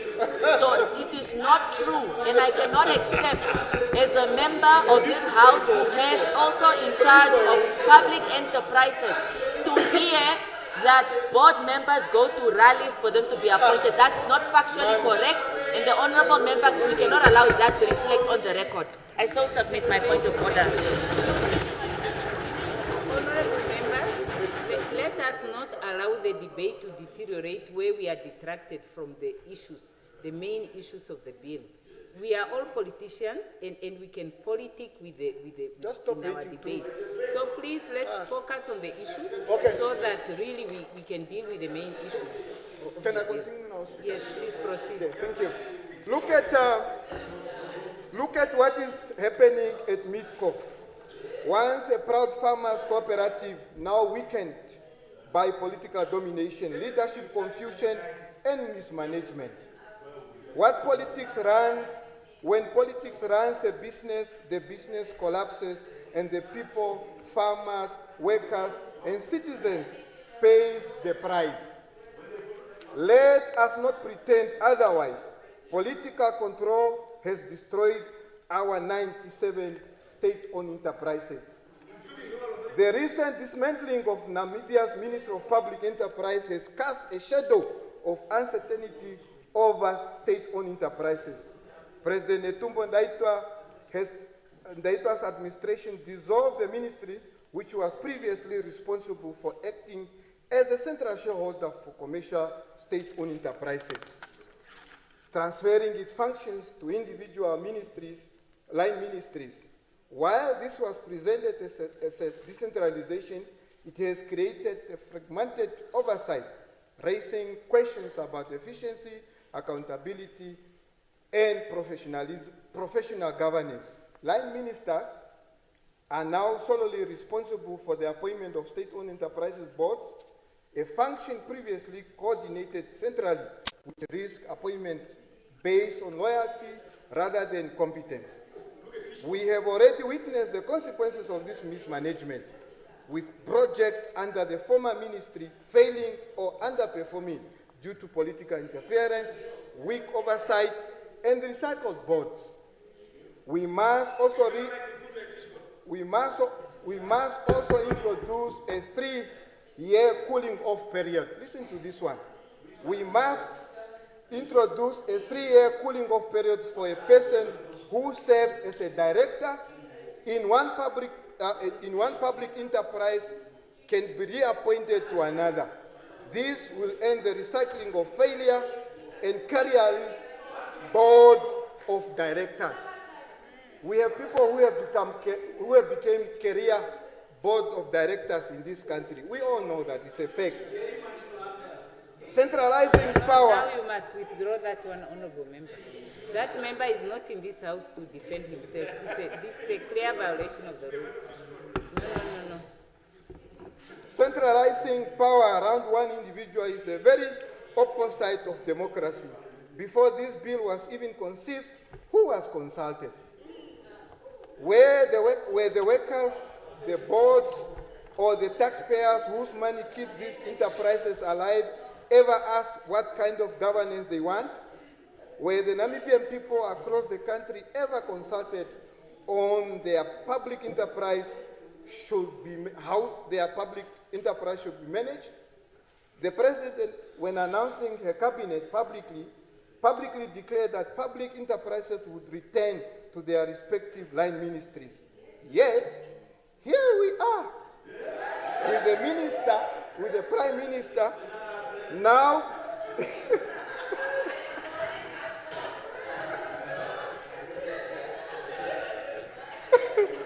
yet, with the prime minister now tabling a reform that was never intended to sit in his office. Where does this sudden authority come from? These contradictions between the president's announcement and the prime minister's actions exposes a government that governs through politics, not policy, a government that thrives on confusion, and a confusion that will continue to haunt our state-owned enterprises for years to come. Namibia needs a professional independent public enterprise, perhaps an independent public enterprise agency. Not one captured by politics, and we need experts to run these entities, not political loyalists. Each line ministry should take responsibility for its own agency. The Ministry of Finance is already struggling with its own financial management and cannot carry the additional burden of supervising state enterprises.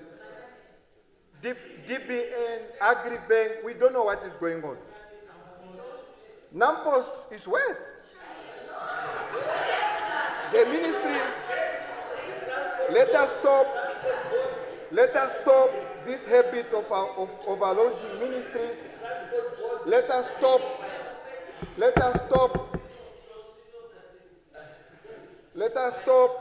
this habit of overloading ministries that are already underperforming.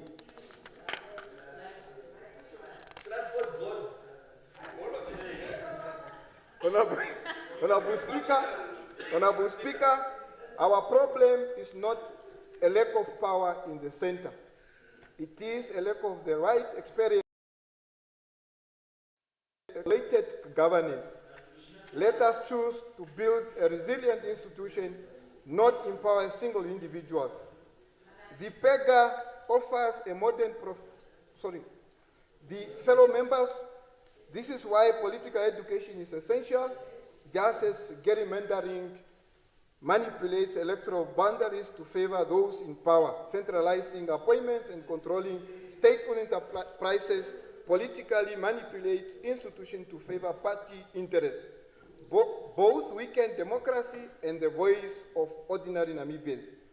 Citizens must understand this mechanism, and Parliament must act to safeguard institutions from such manipulation. Honorable Speaker, our problem in Namibia is not absence of laws. It is the abuse of laws, and this bill could have been a golden opportunity to restore public confidence and professionalize governance in our state-owned enterprises. For example, the Office of the Prime Minister is a custodian to the public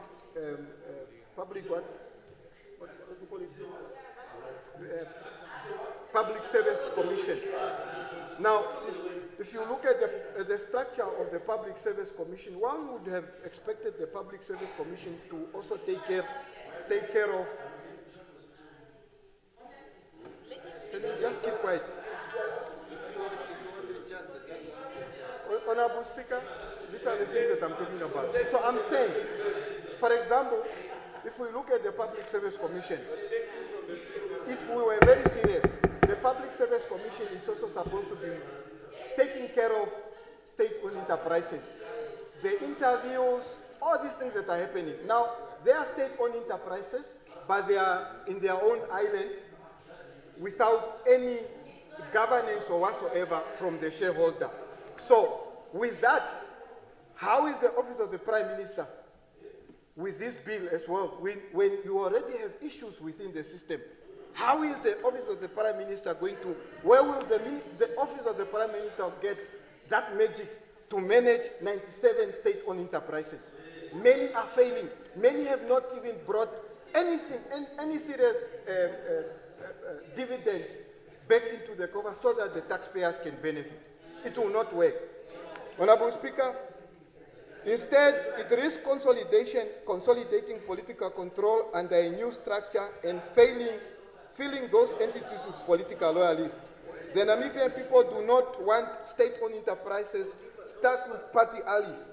They want results. They want functioning institutions that create jobs and value. They want a government that serves, not rules. We on this side of the House believe in a Namibia where institutions serve the people, not political parties. A Namibia where competence is rewarded, not connections. A Namibia where public resources are managed with honor, integrity, and transparency. Very much important. We will support any amendment that strengthens governance, but we will firmly reject any law that entrenches political interference and patronage. At the end of the day, public enterprises belongs to the Namibian people, not to any politicians or political party. Let this parliament be remembered as the one that stood up for accountability, professionalism, and the ordinary taxpayers. That is the Namibia we want to build, a Namibia that works, a Namibia that serves, and a Namibia that delivers for its people. With that said, these proposed amendments are rejected. Let's go back to the drawing board and do right for ourselves. Do right for ourselves.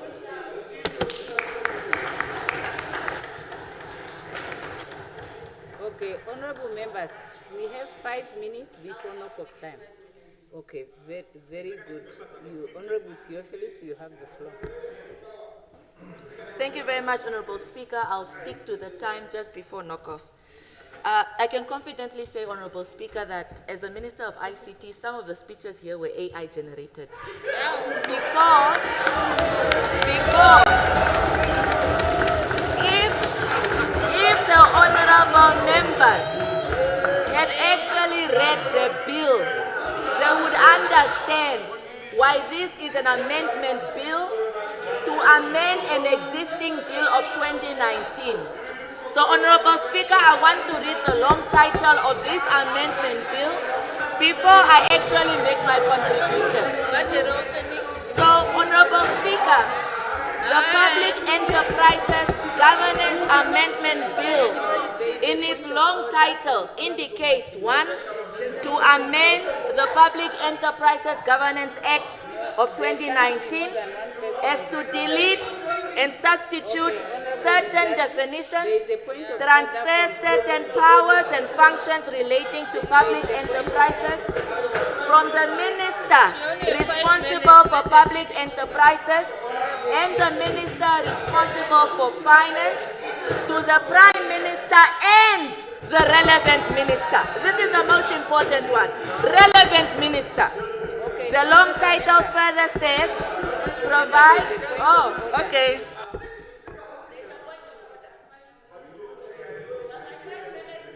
Honorable Izazi. Thank you very much, Honorable Speaker. On a point of order, the Honorable Minister have broke the rules by downgrading the speeches of honorable members that they are AI generated. The honorable minister is requested to withdraw that, to withdraw unconditionally. Okay, the minister may continue, please. Thank you, Honorable Speaker. We can agree to disagree, but we can put the request in ChatGPT, and I'm sure some statements will be actually output what was discussed here. I continue with the long title, Honorable Speaker.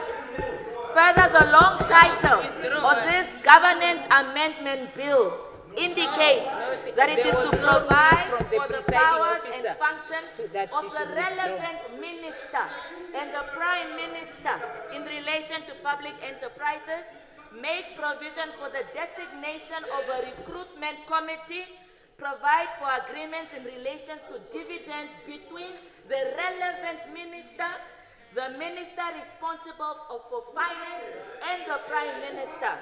Insert provisions relating to approval of the dividend policy in respect of commercial public enterprises, which has already been defined in the Principal Act of this amendment bill, and to provide for the approval of a proposed investment by the relevant minister with the concurrence of the minister responsible for finance, and so on. Honorable Speaker, I had to read the long title because it makes it seem that there is no relationship between the Prime Minister, the relevant minister, and it's defined in this bill, amendment bill, that the relevant minister is a sectorial minister of that public enterprise. Let's give the Ministry of ICT as an example. This means it's NAMPOS, this means it's CRAN, this means it's NTC, Telecom, and so on. So if you see it that way, Honorable Speaker, and I speak to you, Honorable Speaker, because there is some conflating of issues around general administration of public enterprises, which is catered for in the Principal Act and not catered for in this governance amendment bill. And that is why there is a lot of decentralization and not decentralization conversation here about board members and so on. All of that is not true. So first of all, Honorable Speaker, this amendment bill, and it's a governance amendment bill, is meant to decentralize the governance of oversight of the public enterprises, making sure that the Prime Minister as head of government is able to coordinate how the various relevant ministers manage the public enterprises. On top of that, when it comes to money, and that's why there's an issue around the dividend policy, the minister responsible of finance must be consulted by the relevant minister to ensure that there is alignment. I need to give a practical example. Telecom Namibia is meant to expand network connectivity in this country. And Telecom Namibia's role, especially knowing that it has the backbone infrastructure for every connectivity in this country, must ensure that we reach one day universal access. But Telecom also has to become financially prudent. So when we come to issues related to finance, whether it's approving the annual budget of Telecom Namibia, looking at the integrated strategic business plan of Telecom Namibia, it's only prudent that the relevant minister actually consults with the finance minister to ensure that they are aligned. But on top of that, the Prime Minister must give that coordinating role so that what I'm doing with Telecom Namibia as a Ministry of ICT, the Ministry of Works and Transport is also doing with the Roads Authority to ensure that there is one policy alignment in terms of how we govern public enterprises in this country. And that is the aim of this governance amendment bill. Why are you standing up and attacking me? Huh? I'm being attacked. Speaker, I'm being attacked. Honorable Nashinge has the floor to make a point of order. Yes, Honorable Nashinge, what is Yeah. No, Honorable Speaker. Honorable Speaker. We are lost. We are lost here. We are dealing with the bill. We are dealing with the bill tabled by the Right Honorable Prime Minister. Yes. So her intervention is coming in from what? What was that? Maybe you can just help us. I can do that. Yeah. The Honorable Minister of ICT is contributing to the debate as a member of Parliament. It's a general which debate. she's entitled to, like any other MP. Yeah, there is no limit to what she can say unless if she violates a law. Thank you. Yeah, Honorable Speaker, I will finish now because I know we are past knock off time because my yes, minutes are actually, taken it's by- past knock off time. Yes. It's 2 either minutes. we rise on automatic adjournment or yeah, and I then wish we not to continue. postpone because I only have 2 matters. Okay, which I then can 2 summarize. minutes. 2 minutes Yes. is sufficient. Yes. So definitely that coordination role is put in this governance amendment bill. Second of all is to align with sectoral deliverables.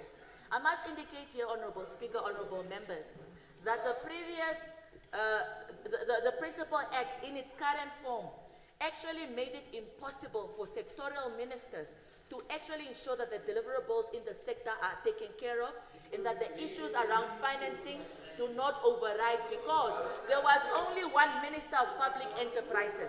But now, every relevant minister is a Minister of Public Enterprise because now as a Minister of ICT, I'm also a minister responsible for a public enterprise and can actually guide the governance of that public enterprise to ensure that it delivers on the sectoral mandate of expanding the provisions made of the government of the day. Lastly, Honorable Speaker, this balance of coordination I've indicated earlier between the relevant minister, the Minister of Finance and the Prime Minister is very, very important because it no longer concentrates the power in one individual. So in fact, it is decentralization to the T because now there is continuous consultation between various cabinet members, the Prime Minister, the relevant minister, the minister responsible for finance to ensure that that public enterprise reaches its goals. On top of that, when it comes to board appointments, Honorable Speaker, and I did say this in the point of information, There is a rigorous interview process. But on top of that, every board member, as per the Principal Act, can only serve 2 terms on a board. Secondly, they can only serve 2 public enterprises boards at a time. It's in the Act already as it is. If we would have read it, we would have known. So for this notion that the boards do not have a performance management system is not true. I've sat down with board members who are board members of public enterprises under the Ministry of ICT, and we have signed performance agreements. And in doing so now with this amendment bill, it actually strengthens the role all the way to coordination with the head of government administration, which is the Prime Minister. It is for this reason I support the bill. Thank you very much, Honourable Speaker. Thank you very much. Now the House rises on the basis of automatic adjournment until tomorrow at 14 hours 30.